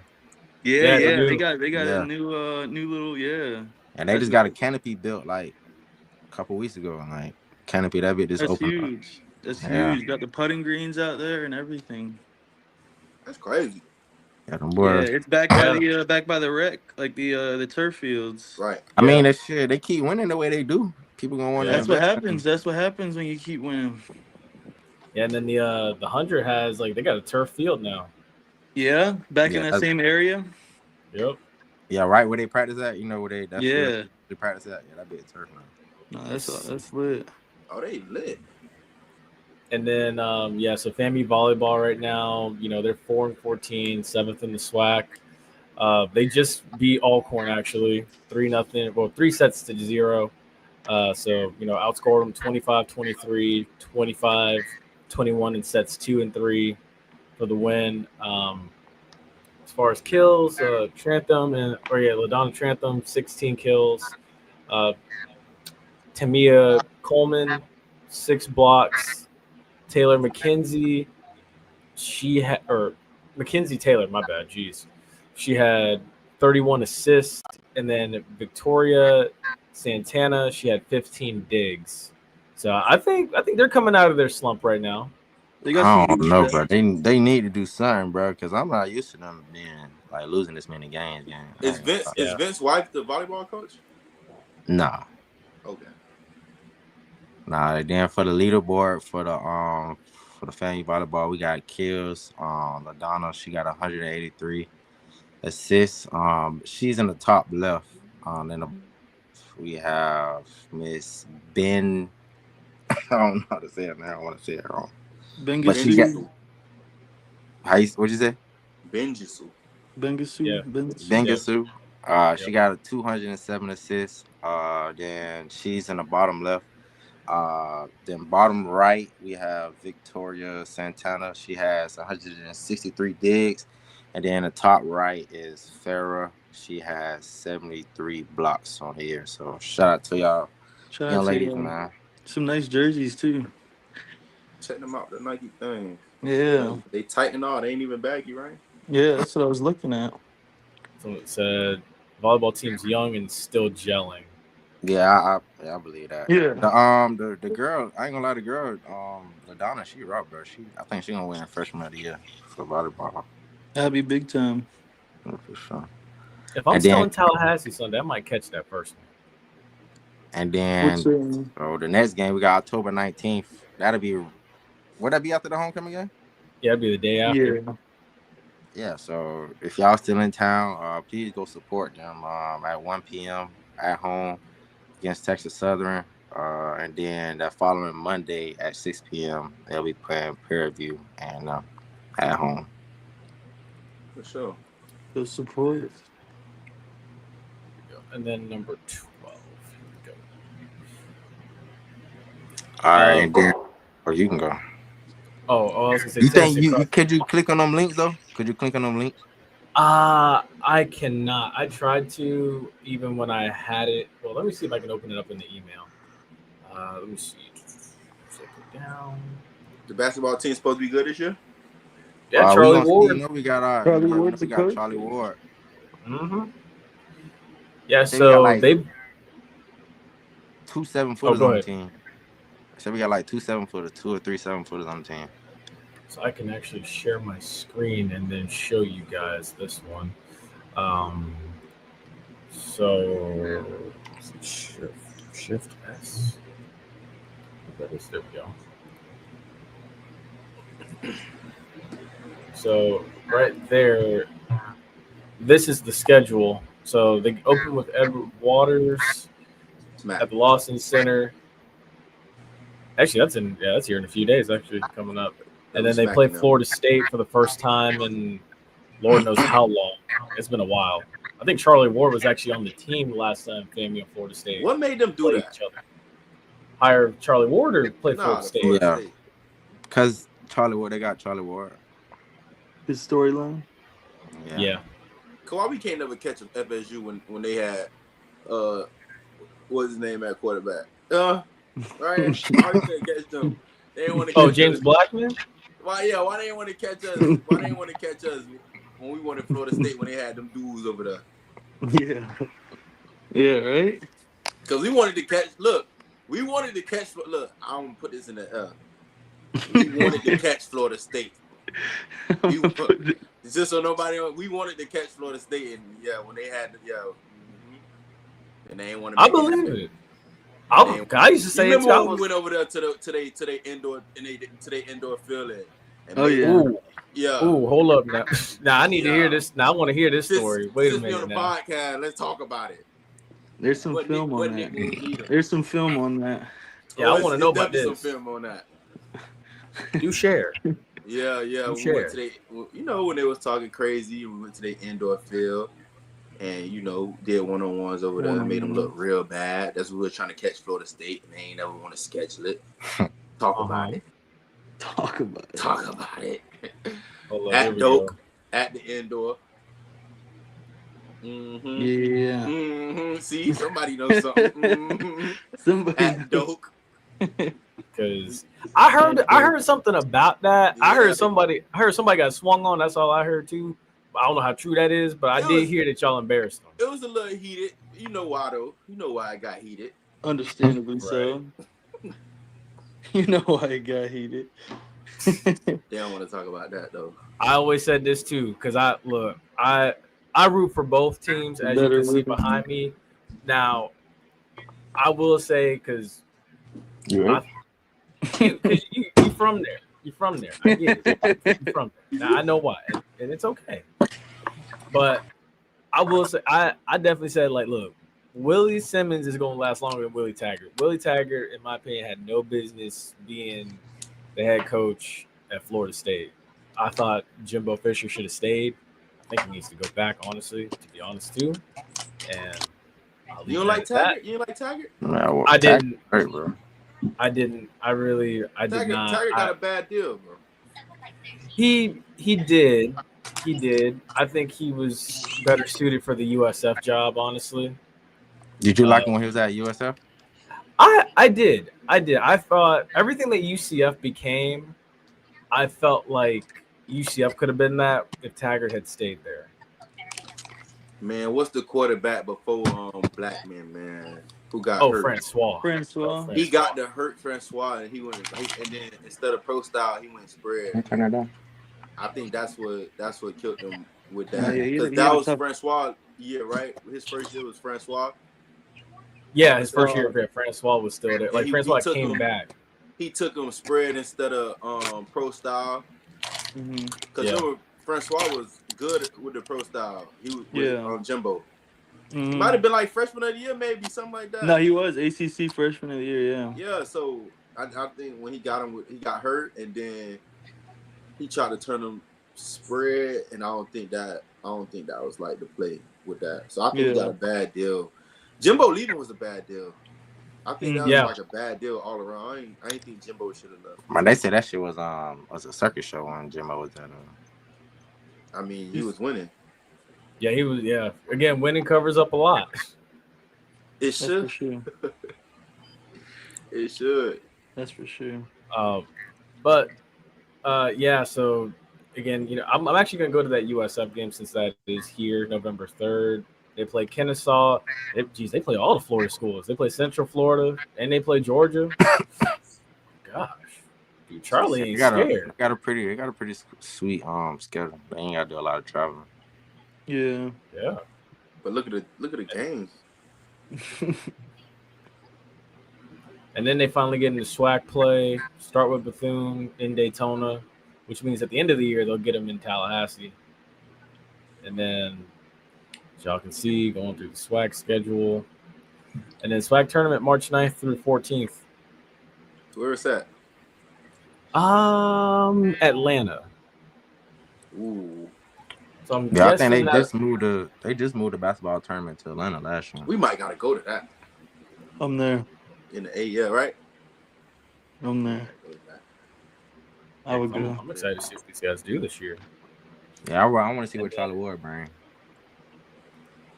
Let me see if I can bring up the girls' schedule. So let's see what Coach Pressure's working with. Let's see. Shift S. Oh, wait. There we go. Whoops. Shift S. And there we go. So the women 19-3 right now. The women also play Florida State too. I was checking on that game too. Women too. Man, they something else, ain't they, Ryan? Yeah. So see Florida State, Howard, George Mason, Sanford, UCF, Mercer, South Alabama, Jacksonville, Florida, West Georgia, Southeast Louisiana. Then get into conference play. So nice, both the men and women. I think that's how it's always been known. Doubleheader, both in Daytona. Then at the end of the year, they'll get them. Because that year FSU got popped by Jacksonville State, right? Oh yeah. Right. Yeah. Wasn't that y'all? Wasn't that 2019? Yeah. Yeah. Oh yeah, y'all could have got them. Y'all could have got them. Man, that's crazy. And then doesn't say on here when the women's SWAC tournament is, but I'm sure it's probably around the same time. Probably around the same time, yeah. That's crazy, man. Yeah, why Florida State want to dodge y'all when you know why. Yeah. You know why. I know. And it's a lot of high priced alums on that side of town that they still not ready to see that happen yet. They might fire the boosters. Dude, my dad tells me the story all the time of like back in the day, like we're talking Jake Gaither days, when University of Tampa had a football team. FAMU used to come down here and beat University of Tampa. It would be white folks fighting black folks up in the stands and in the parking lot, and white folks would get their behind beat left and right, like all because of the football game. Because you got to think at that time it was a racial divide. For sure. University of Florida didn't want to play Jake Gaither back then, and neither did University of Miami or Florida State. Yeah, because they beat UM, didn't they? They beat UM too, right? Yeah, and that was later on with Rudy Hubbard. Right. Like, they didn't want to. But before we go on, because I know y'all want to get into the debate for this evening as well. Shout out to the Rattler of the Week, LaDonna Trantham, 16 kills, 5 digs, 16.5 points. Ooh, shout out Donna. Shout out to her. Yeah, like I said, she ain't nothing but a freshman, bro. She be going crazy. Oh yeah, she go crazy then for sure. that's Shout out that's Donna. big time. That's big time. So now, I'm glad that we can now bring this up. So let me go ahead and just type it in here, and then I'll put it up. So I know this is the one that's. I know y'all came on here and I know y'all wanted to talk about this. So let's have at it. 2019 or 2023? Who was better? So look, I did some numbers. Okay. Yeah. Pull those numbers up, Point. You gotta pull the numbers up. So regular season in conference play. So that's taking away the money game, and that's taking away the championship game. All right, let's start. We just gonna go in conference play. Okay. 2019, 36 points per game, allowing 19 points per game. 17-point winning margin. 2023, 29 points per game, 13 points allowed, 16-point winning margin. Both number one in the conference, right? Okay. It's just one. The 2019 we didn't get a chance to play the SWAC game. Right. They actually got a chance to play it and they won it, of course. But the difference is the team who won it was the second team in the conference our year. Right. And they put up 63 points. And there's no way you're telling me we would have went to that and lost that game. Facts. I agree. I'm taking 19. So I think when you talk about better teams, I think winning margin should be the reason I make the team better. What and you think, Bonnie? Winning margin. So I mean, I asked Coach Simmons this. He already said. Yeah. I mean, Simmons, you got to think about it like this. Simmons recruited that whole class. Facts. So he He's got biased. 4 years with that team. Mm-hmm. So I'll see why he would say that. But in my opinion, the SWAC sucked. Like, they didn't have an A&T in the SWAC. It was no A&T in the SWAC. The MEAC sucked too, though. No, but you got to think about making it was just A&T. That's it. No, think about it like this, though. You could lose a game in the SWAC and make the SWAC championship and win. No. Yes, you could. It's No, two-sided. You play each other. Not on the side that we on. If you lose one, you done. Yeah, but that's because y'all had Jackson State. Alabama State was good too. Stop it. Alabama State was always been in the top. That's like me saying Central. That's like me saying Central was good. Mm-hmm. They've always been in the top, like y'all top could have lost. Y'all could have lost a game, just like the team on the other side had lost a game and still made the championship. Yeah, that's why the other side never won the SWAC. Yes, but they could still make it to the championship game losing. Yeah, that's a SWAC thing now. I think they should stop. I'm saying in the MEAC it was a lot harder because it was no separating the sides. Yeah, it was one side. If you lose a game, you out of it. Yeah, I think they should get away with just like A&T. That's why they lost. That's why they didn't make it, because they lost to us, and after that, you're dead. You can't make it no more. And they lost to Morgan State too. They did? Oh yeah, they did. Yeah, they did. That's right. Lost to Morgan State too. So non-conference game. To tell me a team that lost to us and Morgan State went to the SWAC championship, the SWAC Celebration Bowl, and threw up 63 points, bro, is bro. You're not finna convince me you're not finna convince me the SWAC better. It's so no.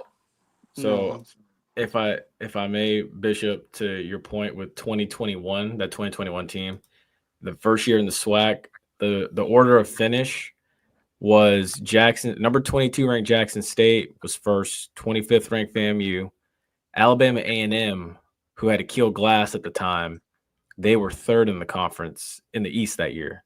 And then Valley was fourth. And then State was fifth. Bethune was last in the East. Jackson State lost in the MEAC championship.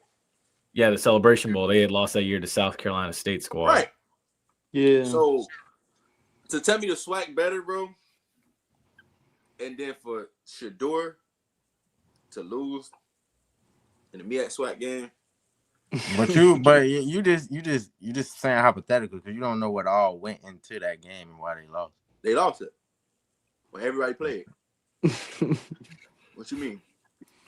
That's like a lot of guys didn't play. Yeah, like Ryan didn't play the fourth quarter of us versus A&T and we still won. Mm-hmm. It's a lot of nuances, bro. Or like, you can't just trying to make something black and white when it's not. Me and Chad football is not this whole conversation isn't black and white. Bro, you can't just try to put a black and white line. Play in the Southern game. Medigo didn't play either. Yeah, that's true. It was just Ryan and Zay. And Pop the SWAC team. Got to get it done. For sure. I'm not. If you want to base historically, the MEAC has always been better than the SWAC for sure. Yeah. But the tides are changing. I don't think the time's changing.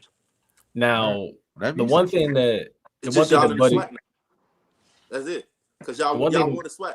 Y'all went from the MEAC, winning the MEAC, then y'all won the SWAC. That's not like the time's changing. That's just like y'all going to the SWAC. Whatever you say. Facts. Yeah. That's fact. Who's the team over there? Alcorn was the team? Yeah, because they had they had Felix Harper. I think he went to I think it was either him or Noah Johnson. They one of them went to Armwood.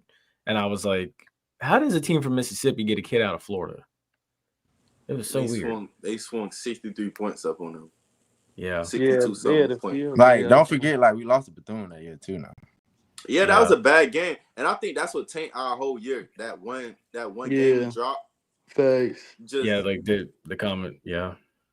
You know what I'm saying? Like, I could say that. I could say that's one game I wish we would have won because that would have changed a lot of conversations. But you can't, like, take a whole body of work away from, like, one game. Because I could say that 6-7 game versus Jackson State, I could say, like, that was you know what I'm saying? Because that was a what?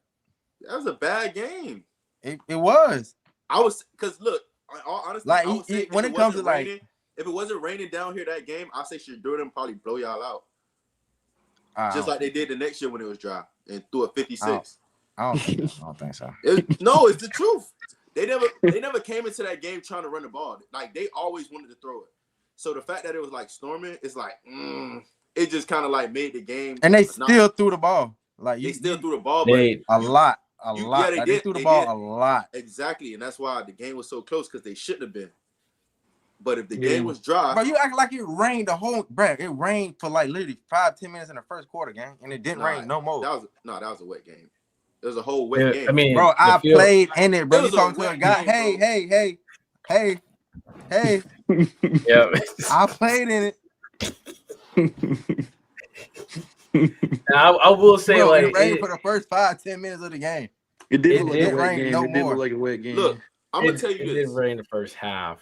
I'm gonna tell you this, bro. It rained the first 5-10 minutes of the game, bro. It was more than 5 minutes. It was more than 5 minutes. I was wet because I didn't leave. I was wet that game. I'm gonna tell you this. Their argument, and you know, all y'all my little brothers. You know what I'm saying? Like, we all was winners, so it's like a winning circle conversation. But for y'all to say that y'all got better as the years went on, like, 21 was better than 19. Hold on, what do you think? Wait, you don't think we got better? Look, you think we got worse? No, I'm not saying y'all got worse. I'm saying for y'all to say that y'all got better than the 19 team. Because we did. All right. And we was not getting 56 points hung up on us. Oh, we let Delaware State drop 35 on us, gang. That's because we just kept scoring, bro. Bro, it doesn't, bro. Delaware State dropped 35 points on us, bro. We was in a dog fight with Delaware State. No, we pulled starters and put them back in. We was in a dog fight with Delaware State. That was not a dog fight. That was not a dog fight. Bro, look, we've never been in a dog fight with That was not a dog fight at all. You see how things like ain't so black and white no more? Like, bro, to say a dog fight with Delaware State, that's crazy. We was in a dog fight with A&T. Bro, we was in a dog fight. We was in a dog fight with A&T. We was not in a dog fight with Delaware State. Shout out Kwame Clark, man. Shout out Kwame, man. Talk to him, man. Talk to him, Kwame. Bro, talk to him, Kwame. Kwame knows, man. Bro, really? Y'all would look. I'm gonna tell you this. He's talking about the Delaware State. He pulled the starters. bro, y'all would not have scored. But that's a with McKay fucking at lie, bro. quarterback. That is a lie. All y'all would have to do That was was a run the ball, fucking and lie. we was the number one run. That was a lie, defense bro. in FCS, That was a bro. lie. That is a lie, bro. Who was I'm gonna telling score you the now. ball? Who was gonna, bro? So you telling me y'all was gonna throw the ball on us? Man, bro, I ain't even. I'm asking. You know y'all wasn't running it. Which if Jermaine Martin, who led the country in rushing, wasn't running it on us, y'all were not running it on us. Okay, point. And y'all would have had to have McKay. What up, bro? Whatever you say, bro. Get in shotgun and beat us throwing the ball. And I actually need to go look at that stat line now. And whatever then, you say, bro. And then who was going, bro? Stop it! Why? I understand, bro. I understand. But you know what Coach Simmons said, bro. Who was that? Bro, he already said why that. He said why that was a that corner, biased bro? pick, though. Who was that corner? Troy. And who else? Dank. That shit bombs over bad. That Dank freshman year. Why you think Dank get bombed? What make you think that? Because he did. Howard game. I'm saying, yeah. Howard game. I'm saying that's like saying that's like, but it's the same. But but you can't do that. Don't try to throw the nuances in now. Don't try to throw the nuances in. Be black and white. How you was all day. You had Troy. And you had nuances. You said Dank would have got took deep. That's the same Dank who was on y'all team in 2021. But that's a different. It's a different Dank. If you want to, but you gotta look at that was a freshman Dank. Freshman Dank was not the same Dank his senior year. He was a much better player. I don't think Dank was getting took deep though. When was Dank getting took deep? Howard game. One game. Howard. He got took deep one game. Because that's the only game that he started at cornerback. He didn't start at cornerback. He played nickel. Game. He played nickel when he played. So who was the other cornerback, bro? Herman. Whatever happened to him? Whatever. I thought he was on his way to being a good player. You heard his. So I learned. So I thought it was Troy. I thought it was Orlando. I thought it was Herm. And you had Dank. Then you had on the back end who you had. I think Bell was there. Bell was there. Yeah, Bell was there in 19. And then who was the other second? Javen. Yeah, he was nice too. Yeah, Javen always been nice though. Who else was I was there. Orlando was he was done after 20. Land. Yeah, I ain't gonna. No, I just don't agree with it, bro. It's an argument to be had, but I just don't think that y'all had the 2021 specific. Oh yeah, the I don't twins. think the twins. Yeah. We had. The twins. Yeah, I remember the twins. But we only had one though. We only had one. Yeah. So I don't think y'all throw the ball on us because I don't think y'all run the ball. No, bro. I don't think the twins and Bell was there at the same time. Yeah, they was. We always done. Wait, so who were the twins? Just catch me up on that part. Daniels, last name Daniels, Elijah and Elisha. Yeah, or something like that. Yeah, they transferred him from Maryland, I think. Maryland, yeah. Oh, okay. Yeah, we. I ain't gonna lie, y'all. Yo, 2019 -6.5. Final answer. So to y'all's point, Jermaine Martin in that 2019 game, he had what you say -6. What y'all is plus 500? Nah, -6. We're a heavy favorite with that -6. How many yards Jermaine had? He had 88 yards. I'm letting you know right now. I'm getting over 100. 22 carries. I'm getting over 100 yards on y'all. 88 yards on 22 carries. I'm getting over 100 yards on y'all. And one touchdown. And what was his longest run? I'm getting over 100 yards. His longest run was 19 yards. He averaged 3.2 a carry. Come on, bro. His longest run 19 yards, and you doing 21 carries. I'm getting over a buck 60 50 yards. Man. I'm getting over a buck 50. 21 carries on 60 yards. I'm getting over a buck 50. What is he? Yes, the fuck. I'm getting over a buck 50. 2019 crew's getting a lot of love from the comments. I don't know, Bishop. It's no way you run for 150, Bonnet. I'm not gonna. I'm telling you, I'm running for a buck 50. Yeah, we're putting on 20 on FAMU 25 defense. No, he's that's putting up 500, 600 yards. Only 200 because we're gonna be out at halftime. that's true too. Bro, yeah, look. I don't want to. Yeah, our defense what? Our defense was like that. No. Let's put this in perspective. Our defense was like, bro. You talking about y'all defense? Y'all not even talking about y'all. You can't be talking about y'all defense. Our defense was like that. We had Bell, we had Savion, we had Land. No, look. Come on, bro. Imagine our win ratio if we don't get out after the third quarter, bro. Oh yeah, 2019. that was a lot of games too, Bro, How imagine many games? How many games was y'all getting out of the third quarter? At least 3 or bro. 4. At least 4 or 5. No, At least come 3 or on, bro. 4. Let's go look at it, bro. Let's go. Come on, y'all boys. Bro. Y'all boys just trash. Pull it up. Pull it up. Pull it up. Let me see. Bro, it was a lot of games we didn't finish. Bro, they couldn't even get Zay the ball in 2021. You remember that? Yeah. He had to go NFL because he's like, man, you know, he did.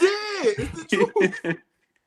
All right, so this is the 19. This is the Go through them. Go through all the conference Oh, games. what? so 20 Oh, wait, to oh, 57. 20 to 57, Fort Valley State. So okay, we probably got out. That's Fort Valley State. That's one. We didn't probably get out. Southern. 20, No. 20, 27, 21. We didn't get out. We didn't play. Florida A&M, Norfolk, 30 to 28. Are we getting out that game? No. North Carolina Central, Florida A&M, 28-31, 28-21. Are we getting out that game? No. Florida A&M, South Carolina State, 42-38. Nah. Are we getting out that game? No. North Carolina A&T, Florida A&M, 34-31. Are we getting out that game? I didn't Ryan finish didn't that play. one. I didn't finish that one. Because you got hurt. But I didn't finish Don't just act like we just pulled you No, out of the but game. you got to think about this. Okay, but we was up I'm 10 still points. going. We I'm was up still 10 going. points I'm with the still ball going. when he got I'm hurt. still going. Florida A&M, that same Morgan State team that y'all always talking about. I didn't play that game. 24-12 I didn't play that didn't play game. because you was hurt. That's like 3 games But right there. everybody still played the whole game because it was 24-12. Yeah. The only game we got pulled out, Delaware State, 52-30. You claim that Okay, might we be a can get dog pulled out fight. that game. But you said that was a dog fight. That sound like a dog fight? I mean, That was they a dog fight, Bishop. All right, we so here we probably go. Here we go. scored- No, listen. We probably Here we go. scored every So time we got the first ball.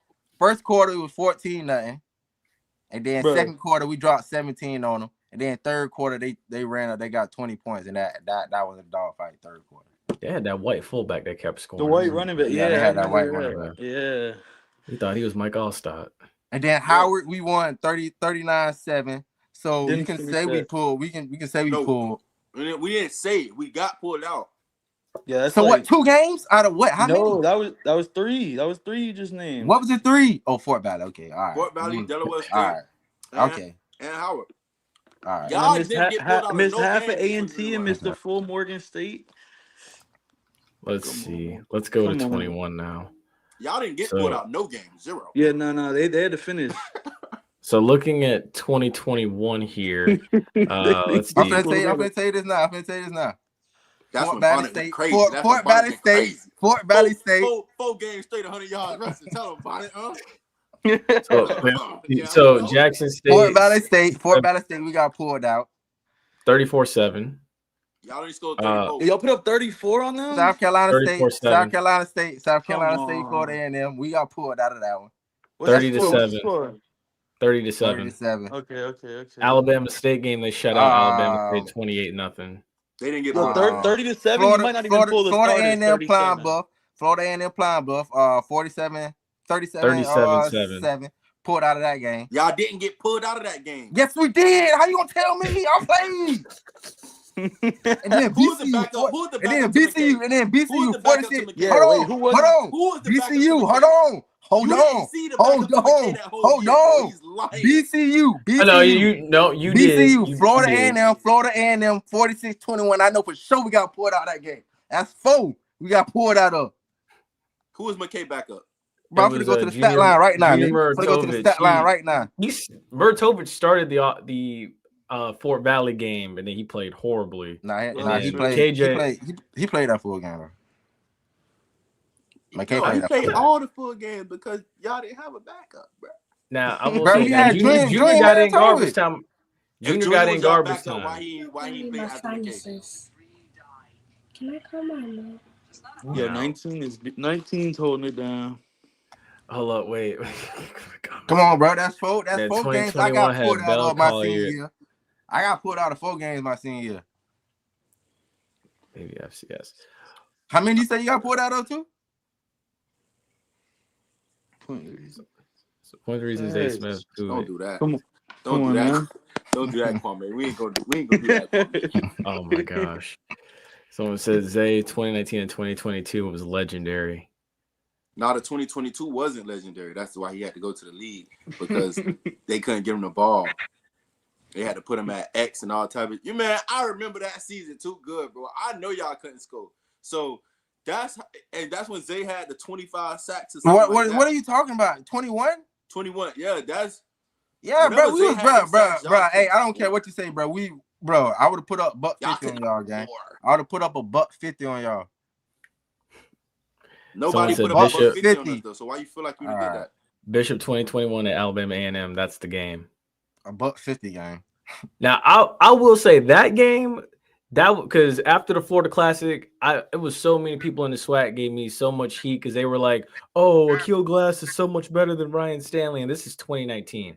But then when Bishop and them went and played Akil Glass and rallied on them and shut them down, I told everybody, I was like, "See, Ryan Stanley is better than Akil Glass," and even like he didn't want it to be aired.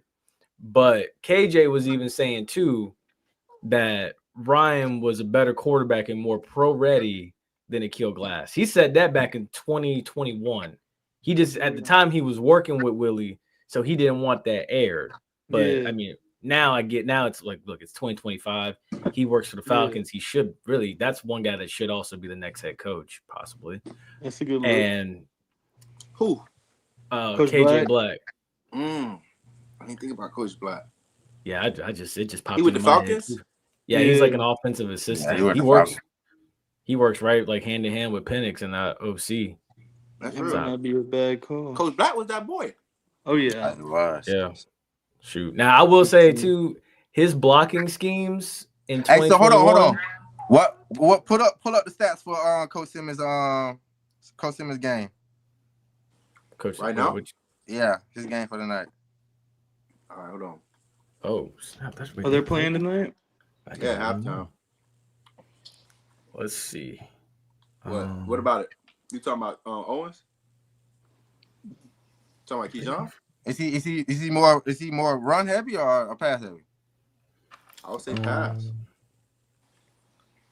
120 yards for Keyshawn Owens. It looked like quarterback probably got hurt though. Keon Jenkins, 11 of 18, 138 yards, 1 touchdown pass, no interceptions. Yeah, who they playing? They're playing Western Kentucky. Why would the backup have 4 passes of KJ? So they got 17 rushing attempts, 22 passing attempts. Yeah, I'm saying I think they got them rushes because I think he's hurt. I think the quarterback is hurt. Why would the second string quarterback have 4 passes attempts in the first half? He's probably hurt. I don't know. He could be playing like shit, and he pulled his ass up with no interceptions. I doubt it. He could be missing shit. He could be. So Taylor, you seen RJ? How you seen RJ that first game? He ain't throw no interceptions. Yeah, that's true. He did. Yeah, but he ain't throw no TDs either. That's true. He missed like 3 wide open. We talking about somebody who 11 for 18 with a TD and no interceptions. Why would you put? What would make you pull him? So Taylor wants to know when's the. Hey, bro, you never know, man. Halftime, he could have started the game out bad. Pulled him. How bad? There's no interceptions and a touchdown, bro. We don't know. Were you watching the game? I'm just saying. Oh, here we go. FIU QB hurt. Exactly. Dude. Bro, like what we talking about, bro? It don't even make sense. Shut up. Backup quarterback got 4 attempts in the first half, and the starting quarterback got a touchdown with no interceptions. Shout out to Suit, man. Yeah. Hey Hans, if you're on Twitter, go ahead and follow us. We'd love to hear from you, have you on as well. Yeah, put Soup on, bro. So he can tell you let me tell y'all something about Soup. That's a PhD guy. You know what I'm saying? He's about to have his PhD just like you. You feel me? Pop it. Tell him, pop it. Yeah. Yeah. Yeah, Hans, definitely. Yeah, hey, follow us on Instagram, Twitter. We'll love to have you on. We'll chop it up. Let's definitely do it. Let's see. But yeah, where's it at? Yeah, Taylor was wondering when's the alumni football game. We should schedule that. As long as Ryan the quarterback, you feel me? You could get McKay. I'll get Ryan. Yeah, let's do it. And we can see like how the 7-on-7 go. Bro, I'm always ride with Ryan, bro. That's my QB. No, bro. No, you take your no, bro. No, you can't do that. You can't do that, bro. You can't do that, bro. You can't. I love McKay. He threw me a touchdown in overtime versus A&T to lead to win the conference. What we talking about? That's my quarterback too. Yeah, I like McKay too. Yeah, but so I'm still taking Ryan. No. Ain't no O-line. You ain't running. You know what? Fuck it, yo. Let's go, man. Let's do it. Taylor, you see what you started? You running for 150 on us, boss. I'm running for 150 on y'all, bro. I'm a KJ Black fan too. Yeah, hey, if you can get him out of Atlanta, I'd love to. But the only thing is that NFL money is different though, so it's gonna be hard to kind of pull him away from that. Oh, go ahead. Go. I thought one of y'all had a question. Coach Stanchek has some nice blocking schemes. Yeah, he was the old. Yeah, Coach Stanchek was that boy. I ain't gonna lie. I remember meeting him. Where's he at now? That's a good question. I forgot what school he went to. He went to a big town school once he left first time. But yeah, Coach Stanchek was that boy. I think that shit really matters. Like coaching, bro. That it does, bro. For sure. Yeah, because Coach KJ, he went to that little NFL thing out in LA, and he came back with so many new blocking schemes. Like he was pulling guards, he was pulling tackles, like he was doing all kinds of things and getting creative and opening up run lines. Hey, bro, it's always been Coach Simmons calling plays. Always. That I believe. I believe. Sure. Let's see. What's the next one? Someone said RJ reminds me of Kenny Coleman. Yeah, that's a good comparison. But at least Kenny ran. I never even seen him run. Yeah, Kenny was gonna run, bro. Hey, you playing that Tuskegee game? Point. Mm-mm. Did you play? Did you play, Ryan? No. I think that was redshirt year. I traveled. That was my first travel game. I traveled though. Yeah, I traveled. As a walk on, bro. They made us travel. Traveling as a redshirt was fun. That we should have played in and couldn't play in. Traveling as a redshirt was fun.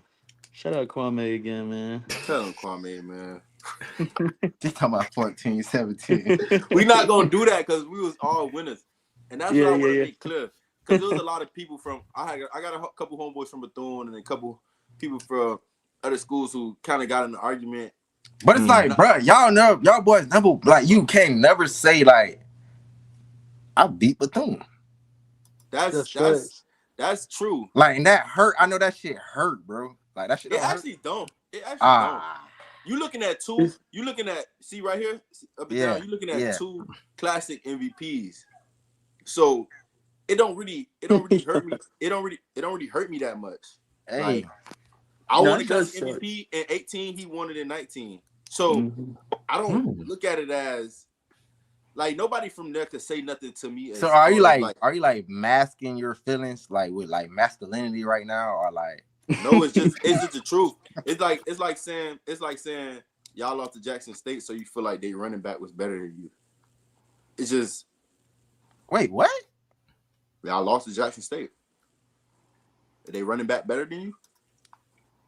I can't remember who they running back was. How does that compare with anything I just said? I'm saying that the Bethune, it doesn't really hurt me. It doesn't really hurt me that much because I'm a consistent 100-yard classic guy. Okay. And a classic MVP-er.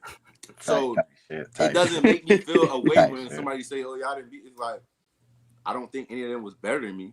See, now you make me feel old, Kylan. Hold on now. Yeah, you make me feel old. Dang. Hold on, delete that comment. Yeah. Whoa. What? No, that is crazy. All right, so let me ask y'all this now. What was it like when y'all went from Alex Wood to? Cause I've asked Orlando about this too. What was it like going from Alex Wood to Willie Simmons? Bro, tell him about that. Tell him about that meeting, bro. About after Alex Wood said, we just don't got the guys, man. Yeah, man, those are crazy times, though. Those are crazy times. If I could cut them all, I would. I remember hearing that too. That made a lot of people upset. No, but it was more like a culture. Yeah. It was a culture change. A culture change, like we said, with Simmons coming in first meeting and the up downs with the hours and study hall, like Wood wasn't demanding that respect and like that accountability and just like the guys in the locker room even. But I mean, just that meeting alone sets the tone for how the difference between the two coaching styles. Like Alex Wood, I remember we were in Morgan State away game and we're just like hanging out pregame music. Rick Henrillis is on the aux and Wood is like, why the hell do we have music on? We don't listen to music before the game. And it's like, bro, come on, you're trying to get hyped for the game and this and that. And like, that was just like little stuff like that, or like telling, like, I don't know, just stuff like I would say with Woods, I'm all right. I don't want to down talk him too much because we on stream. I would say that with Simmons, I didn't go into a game thinking I was gonna lose ever. Mm-hmm. Like I never went into a game like we might not. Like never. So I think just bringing the culture of letting us be us was like a big part of like the confidence. Like, you know, we got a chain. All right, let us wear a chain. It ain't choking us. But we taking that off. So it just, you got different colored gloves on. Like, why would you take it off? So it was just like, you just don't want to be there. Oh, tuck the jersey. No hat backwards, no nothing. Like, yeah, it's just like, it's just not what we, at least me coming from Miami. Yeah. I wasn't used to that. It's like, damn, we play for Army or do we, like, we play football? You know, like, So it was just like, well, it was like, oh, yeah, you messed up. Get out. Well, Simmons like, you messed up. Hey, do it better next time or tighten up. Yeah. And it's like, I could still get in the flow of the game and keep moving. You ain't just so that was like my biggest thing. I would say just like the two different coaches of like how they coached. One was like military old school, and then one was like, you know, cool, just be yourself, but we doing it this way. But doing it my way, you can still be yourself and do it my way. Yeah, because when we had Orlando on, I want to say probably about like a year or two ago, when he first got to Albany State, and with Quinn, like he was saying that like Alex Wood didn't really understand because he came from up north. He didn't really understand what like football in the South and even just football in HBCU, what that culture was like. So like, I thought about that. I was like, yeah, he don't understand. Like you in Florida now, you dealing with Florida boys, like Florida, South Georgia, like all combined. Like we don't get down like that. Like that's not. Simmons, it's a period before the game where you can't even talk to Simmons. He got his headphones in. He listening to his own music. So you better find you something to do because he getting locked in his own way. Whereas I can't even tell you a song he like. I can't even tell you. Like, it's just, you know, it's before the game, you know, write your notes down. Visualize what you're doing. No music. You know what I'm saying? It's just like, golly, I can't even start feeling it. This game day, the first time I'm hearing music is when we running out. Yeah. Like, that's crazy. But y'all remember that drive to Fayetteville, Arkansas? Oh Lord. Yeah, that was tough. At least we got a bunch of iPads. They passed out iPads. I didn't even play that game either. That was a tough drive. Yeah, we was on that home. Let's see. Did Coach Wood call the play? Marty Spiller. Marty Spiller caught the play. My bad. Marty Spiller caught the play. But yeah, bro, I always have a problem with Woods' ass, bro. That boy. Cause you know no motion. Remember Marty Spiller? No motion. No motion. No go routes. Just cause you know, man. I blew my red shirt my freshman year when I walked on. When I got in and fumbled a bit on kickoff return. Oh yeah, I remember that. And then. So after that game, that's when the game that he was like, that was the game he was like, you know, if I can cut all the players, I would. Then in the meeting, he was like, you know, son, that's on me. You weren't even supposed to be back there. I'm like, red shirt gone. Red shirt gone. So this is what happened. This is why I really don't mess with that boy. So like when Simmons got there, right? That boy Simmons, I told him about the situation. He was like, you know, we can try to do a waiver and try to get your year back. So I'm like, for real? Like, yeah. So I'm like, all right, bet. So I'm in the process of getting my waiver. The NCAA, like, all right, you need to get a letter from your past coach saying that, like, it was a mistake for you to get in and shit. So I had got in contact with that boy, Alex Wood. I'm like, hey, coach, you think you can write me a letter saying that, like, you know, I wasn't supposed to get in. I should have never got in type shit. That boy looked on the phone and said, I don't think I can do that. No. Hung up. Oh Man, man, you green, bro. Damn. I ain't That's up getting one crazy. though. I got one from Coach Jerry, but That's yeah, crazy. Nah, it's just that's also something that made me look at the coach a little different. To blow somebody red shirt, That's crazy. like you to put somebody in for one play, and then not put them in for the rest of the season, knowing that they don't have a red shirt no more. Yeah. It's crazy. yeah, that's like, crazy. One play in the game, and you know the red shirt gone. And to not play them down for the rest of the year. That's tough. That's crazy, man. Like, that's just crazy to me. That Like, hurts. because why you put him in? You should have never put him in. Like you said, you should never put him in. But since you did, at least let him play special teams. yeah, like let me run down on kickoff and hit somebody. Like, God. Yeah. So do that, put him in one play, blow his red shirt, and then never play him again. I'm like, that's just a sour taste. Like, Yeah, that's crazy. That hurts. But everything I ended up getting that waiver and shit. I just had to. I think that was 19 when we played UCF. Mm-hmm. Yeah. I had to sit out that game. I couldn't play that Me game. too. I saw the first 3 minutes. So another story that, because mind you, like before I eventually had progressed further with my degree, like I was taking classes over at Hillsborough Community College. And hold on, I got to check on my kid. Oh, go ahead. And so lo and behold, Chris Fadul is also taking classes with me. Like this is going into Willie Simmons' first year. I can say this now because again, he's gone. That eligibility has been used up. Can't get in trouble for it. It's whatever. But I talked to him, right? Because we both took chemistry together. That dude's smart, man. Oh yeah. That guy. Fadul. Yeah. But yeah, I asked him, I was like, hey man, who called the fake punt in the classic? Was that you or him? And he was like, man, that was Coach Wood. I was like, wait, really? Because fake punt. Because like I told him, I was like, man, look, when Coach Wood went to the interview, he said that you did that on your own. And he was like, man, look, he threw me under the bus, man. Coach Wood saving face. Yeah, I was like, that's crazy. He was like, man, I wouldn't.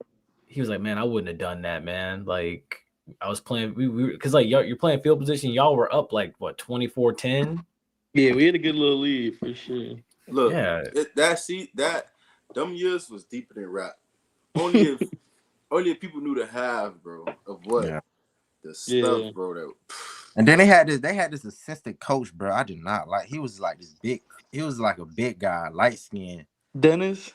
Yeah, but I did not like him for no, bro. I did not like him, bro. Like, I'm on kickoff trying to get work, and then he get mad at me for running full speed. He gonna tell the guy to hit me in the nuts. I'm like, that's crazy. Like, what?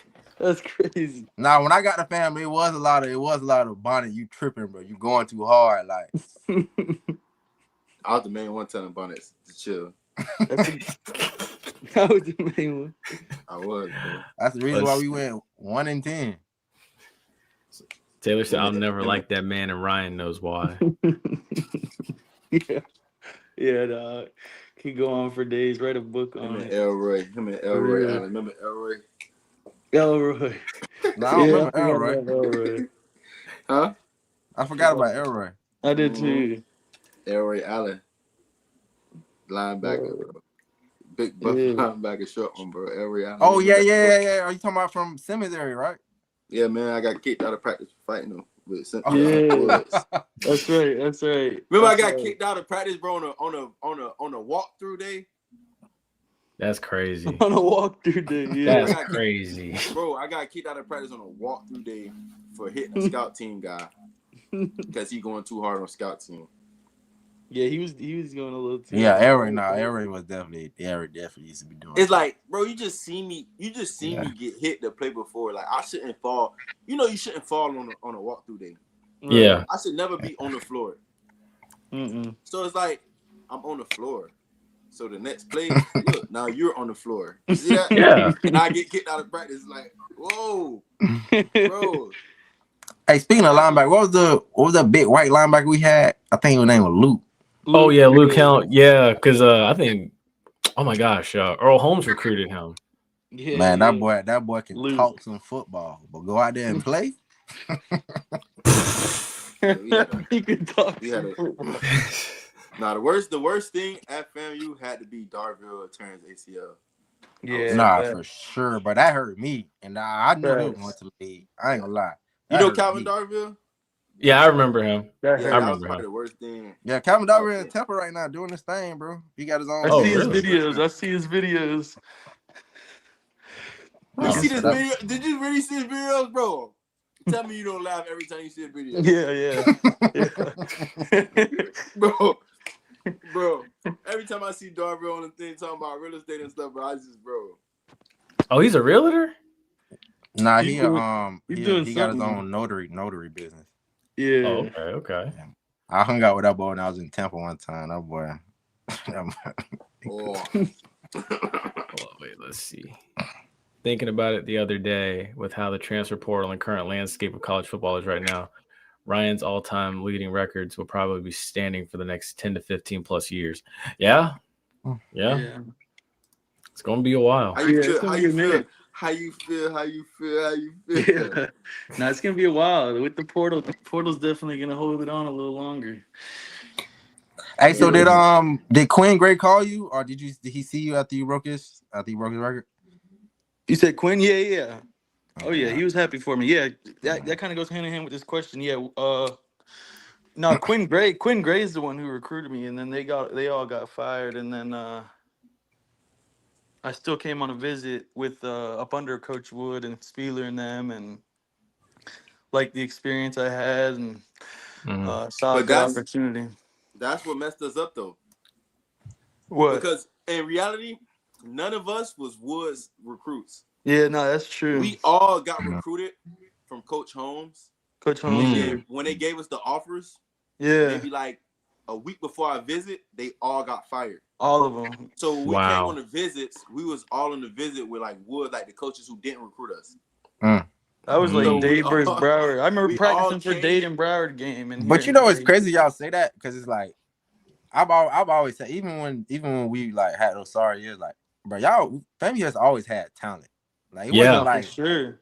y'all didn't have the talent. Even like Norwood, bro. Like Norwood was a dog. Norwood was a dog. There's a lot of guys from like the 2016, 2017 teams that I look at and I'm like, what would he have developed into under Willie Simmons? What could that that team have been had like? crazy size too. Akil Blunt, Curtis, what's big? Yeah. I forgot Kurt's last name, but they had some size. See, they had some big boys in the box. And the thing, well, I think Akil Blunt, he came from up under Joe Taylor with like Philip Sylvester and those guys. Like, I say the same thing about Philip Sylvester and Kevin Elliott. I'm like, Kevin like, Elliott, they got recruited by Reuben Carter, and then they came in under Joe Taylor, and they still went crazy. Like, So I look at that, I'm like, man, but yeah, dude. I think you know this one pretty well, Ryan. And Coach Wood called me about not coaches calling parents. What? Yeah. Hey, Coach Wood called me about Ryan. Hey, Miss Ann, Stanley. Wait, Hats off to Miss. Wait, not this man. Wait, that man was phoning parents? Yeah, that's a crazy move in college. Yeah, that's wild. I'm like, you basically a grown man. Yeah, Bro, tell me about wear it. earrings and a hat. Imagine that in the locker room. Imagine that. No music, no hats, no earrings, no music, no hats, no earrings. We're playing for the Army for real out there. That's Army. How you gonna come to an HBCU? How you gonna come to the South and try to? I don't get it. That's crazy. At least scheme it up on offense or something. At least give me some motion. Give me some deep ball. Bro, I'll never forget. We was playing Hampton, bro. That man told Ricky Henry to run left, run right, run stretch left, run stretch right at least 3 or 4 times. Yeah, I can agree with that because Cozy, I'm from Miami, bro. So and I don't know him as far as Miami. So I don't know where he went or if he ever came back after he left or what. He went to Canada. Hey, all I gotta say is before I go in December, I think it's December. Florida State championship game, boy. Yeah, I hope the team from down south be there.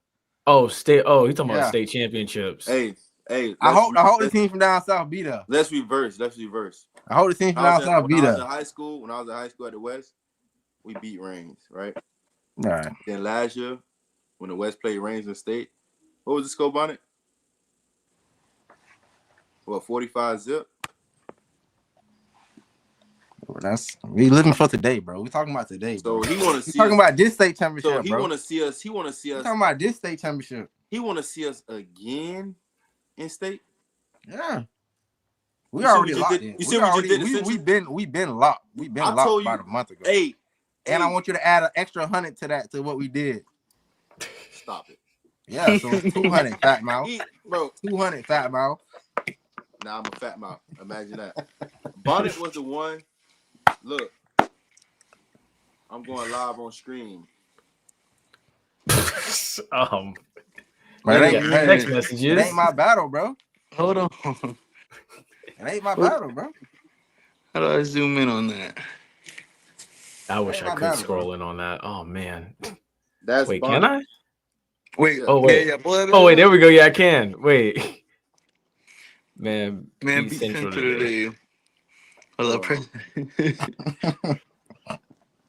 Shit handled already. I like Central. Teddy ain't there no more. Dang, you better. Man, no, I'm not bad, bro. Come on, man. I didn't know I could do that. I'm glad I know I can do that now. Cool. Bonnet on the Miami football beef. You feel me? I like my guys, man. He does not like his guys. That's the worst part about it. The worst part about it is he know that if we play Reigns in State again, he know it's gonna be the same type of beatdown. To go to State and lose by 40 points, bro, and think the next year that was bad, bro. That was bad. And think the next year that was bad. Like, how are y'all even getting to State? Like, who are y'all planning to go to State? That's how you know y'all beat them by 40. Is horrible. Like, who are y'all playing? Man, that was just bad, bro. It was a bad game, bro. It was a bad game. Bad. No, shit happens, dog. Shit happens. Look, everybody know the preparation for State is for 2 weeks. Yeah. You're not getting beat 45-0 with 2 weeks of preparation and telling me. I agree with you, bro. I agree with you. That was bad. That is called we are better. That was bad, bro. It was a bad game. It was a bad game, bro. Like, come on, bro. If we play Reigns again, So what? We play if y'all win in the second round, third round, whatever y'all place in again. Why you keep making it this about Central? Bet extra 100. Bet an extra 100. You gonna bet extra 100? Yes, I will. Hey, look, Ryan. Look, this is the thing about people. This is about people from out of town. Central. Y'all are scared of Central. How we put them on the schedule? We are not scared of Central, bro. We put them on the schedule. Like, this is not like an old West, bro. We put them on the schedule, bro. We ain't ducking nobody. Wait, y'all are playing them this year, Bonnet? Most likely in State. So when we going. Did you put them on the schedule? Who y'all playing in State? Either Central or the West. No, who did you put on the schedule though that you're talking about? Oh, we put Central. We were supposed to play in the first game of the year. What happened? Some bullshit. The district. It would have been some bullshit too if y'all had played. So the story is, the game was supposed to be played like, I want to see, Saturday night, but the district tried to move the game to like from 1 or 2 o'clock in the afternoon, and the Central weren't going for it. Yeah, because look, this is what they want to do. They want to make us travel on a bus, right? And then move the game to the afternoon. Yeah. That's messed up. No, I agree with you. Nobody from Reigns wanted that to happen. Nobody wanted that. Nobody wanted that to happen. That was a school district. In Jacksonville. We weren't ducking no smoke. That was a school district. That was DCPS, Duval County School. I'm saying why though? We played when we went up there and played Jacksonville Reigns, we played them at 8 o'clock at night. That's the kickoff. Yeah, but I ain't gonna lie to a lot of shit now. They be tripping. They be scared. Yeah, you wouldn't really understand, bro, because we got a stadium at our school, so like shit be happening at the schools. We just don't congregate to one big stadium. No, he throwing shots. Basically, they po. So you saying y'all po because y'all don't got a stadium? Y'all stadium is trash. Y'all got dirt. Oh my goodness. Y'all got dirt. Why you making Y'all like play, they got y'all some play, extravagant but stadium? they Like, call the state, they call the that shit is city owned and ran by the city. bro, y'all feel is horrible. Why you Oh making my it like they goodness. feel like they got a good field or something? It's bro. We got the same thing y'all got at y'all school. We have at the West. We just don't play on it because it's not like a game. So y'all field. got a stadium with stands. Yes, bro. If you ride down 12th Ave, you're gonna see that we have a stadium right there with a track, just like y'all. Y'all play in the track. Like we got the same thing. We just don't play there. All right. Like what? Just curious. For any HU stars, you guys thought were coming from you. Kayvon Thibodeau. I thought he was coming. Let's see. I knew he wasn't coming. I knew that was Who else? I knew that was a publicity stunt. Kayvon Thibodeau. Who else? I know. Yeah, Thibodeau. I was skeptical about that. Who else? Who was I thought coming? I'm trying to think. I know there's a couple Florida guys that did get out of the state that I thought FAMU should have got.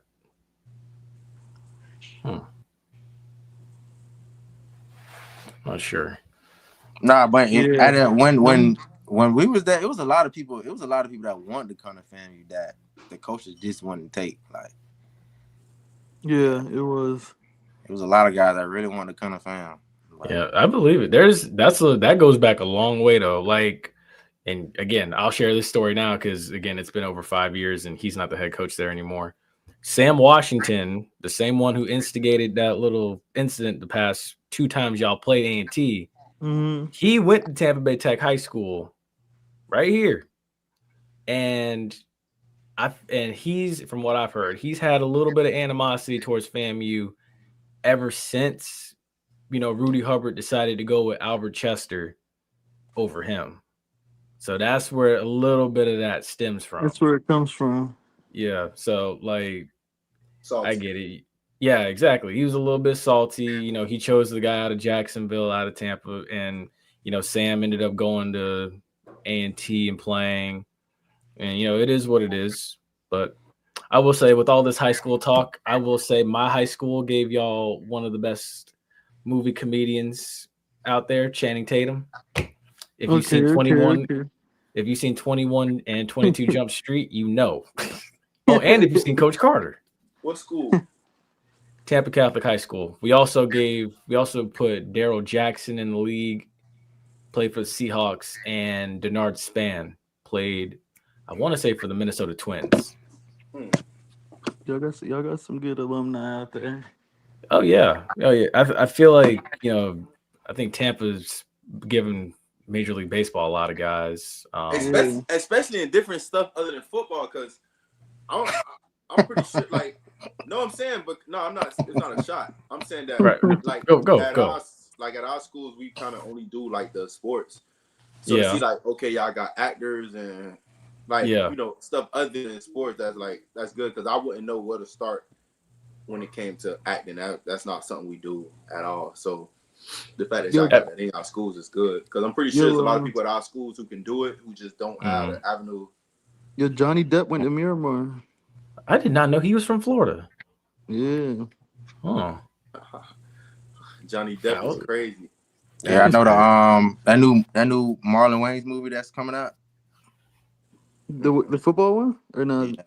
Yeah, that kid, the dude in that one, he played at Florida State. He was at Florida State with Francois. Yeah, that boy. From Jacksonville. He from what? He from Jacksonville. From Reigns? Nah, he went to Patson. Got nothing good coming out of Reigns, bro. But I will say again, Channing Tatum also, he did play linebacker too at TC, but he had to play football. Yeah, he's a big guy.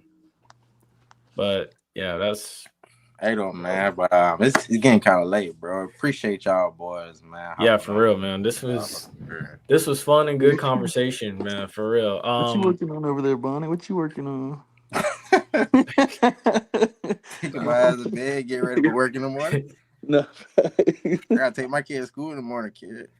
No, I feel that. I feel that. No, it's been a pleasure, boys. Definitely, man. You know, we appreciate y'all joining us and coming on and everything, man. For real, like we really appreciate this. Also too, I know FAMU they do. I don't know if y'all are coming up for homecoming this weekend, but FAMU also does a thing where former players can like gather on the sidelines and stuff, and they usually release the link for it on Twitter. Could you send me that, bro? Because if I don't get it, I ain't going.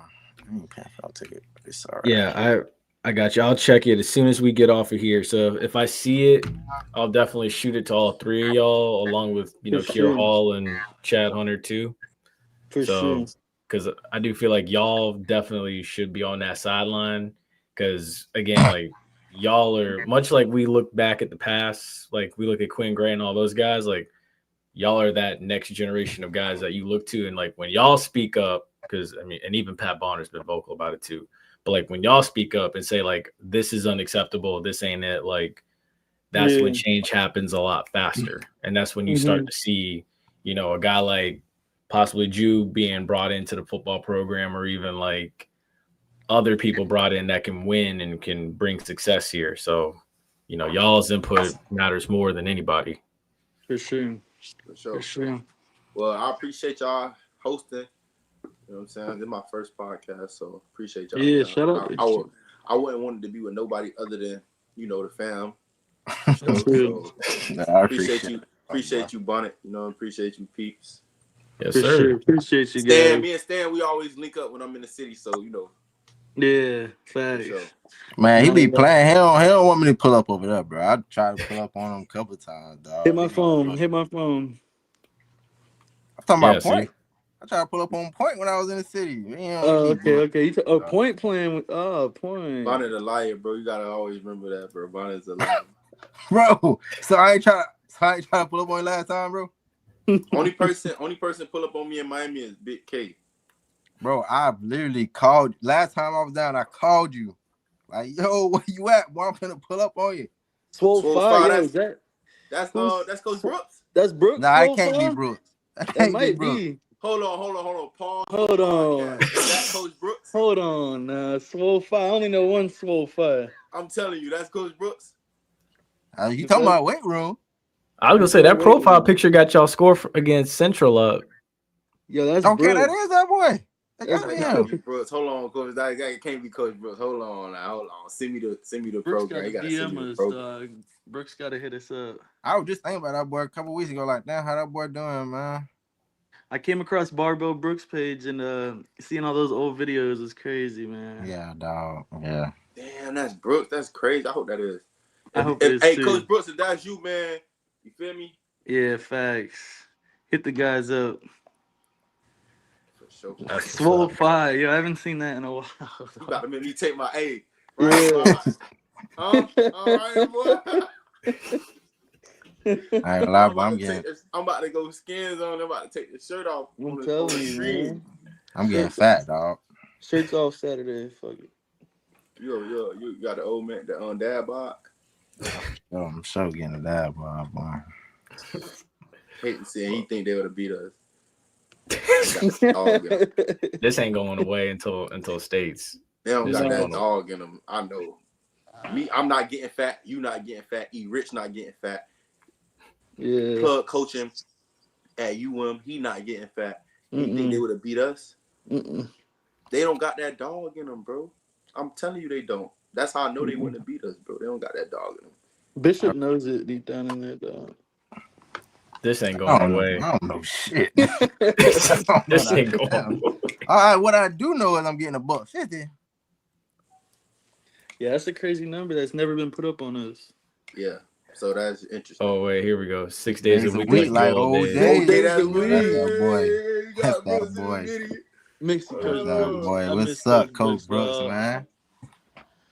Miss you, I dog. wasn't doing 6 days a week with Cole. He definitely was doing 6 days a week. So Cole workouts harder than Brooks,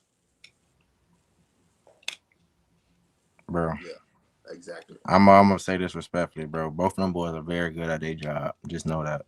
That's fair. That's fair, then. Cole is like that. I can't sit here and say that. Cole had Bonnet thinking he was running 4.3.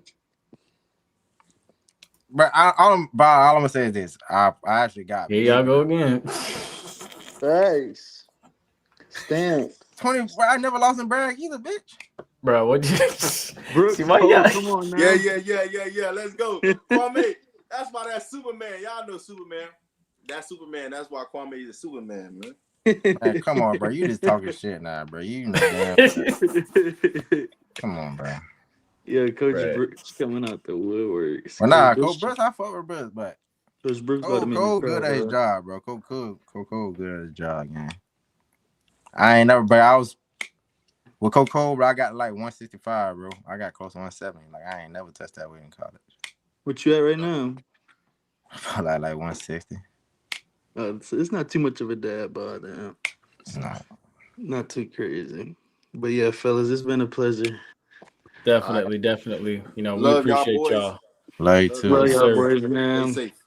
Definitely. All right, y'all, boy. And thank you all of y'all for joining us, all 114 of y'all. And if any of y'all ever want to come back to this video, of course, like it'll be up on YouTube. It'll still be up on Twitter. So like and retweet it as well. Don't forget, you know, Run and Gun Podcast tomorrow night. We're going to have Troy from Fat Now Sports joining us.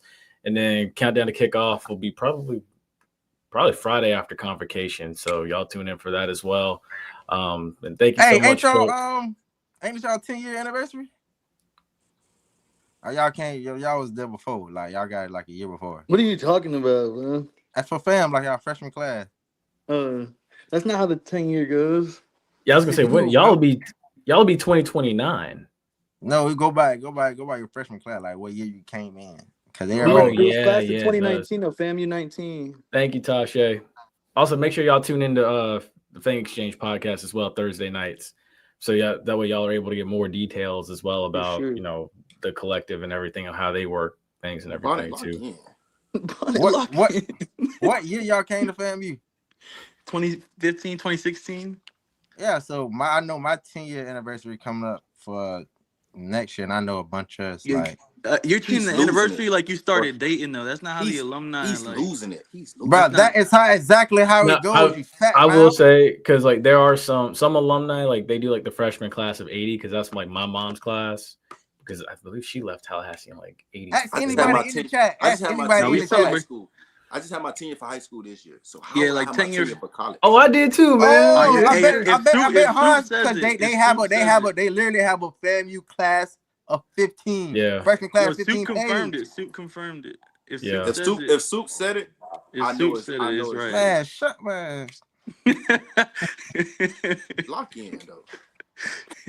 Lock in. Nah, Soup's right though. Wow. I'm weak. Yeah, boys. I just want to go tackle Bunny right now. I think I'm going to go 50 like. All right. Go hit Sticky's ass right now. Bro. Y'all stay safe. Y'all stay blessed. All right, y'all boys. We'll see you tomorrow night. All right.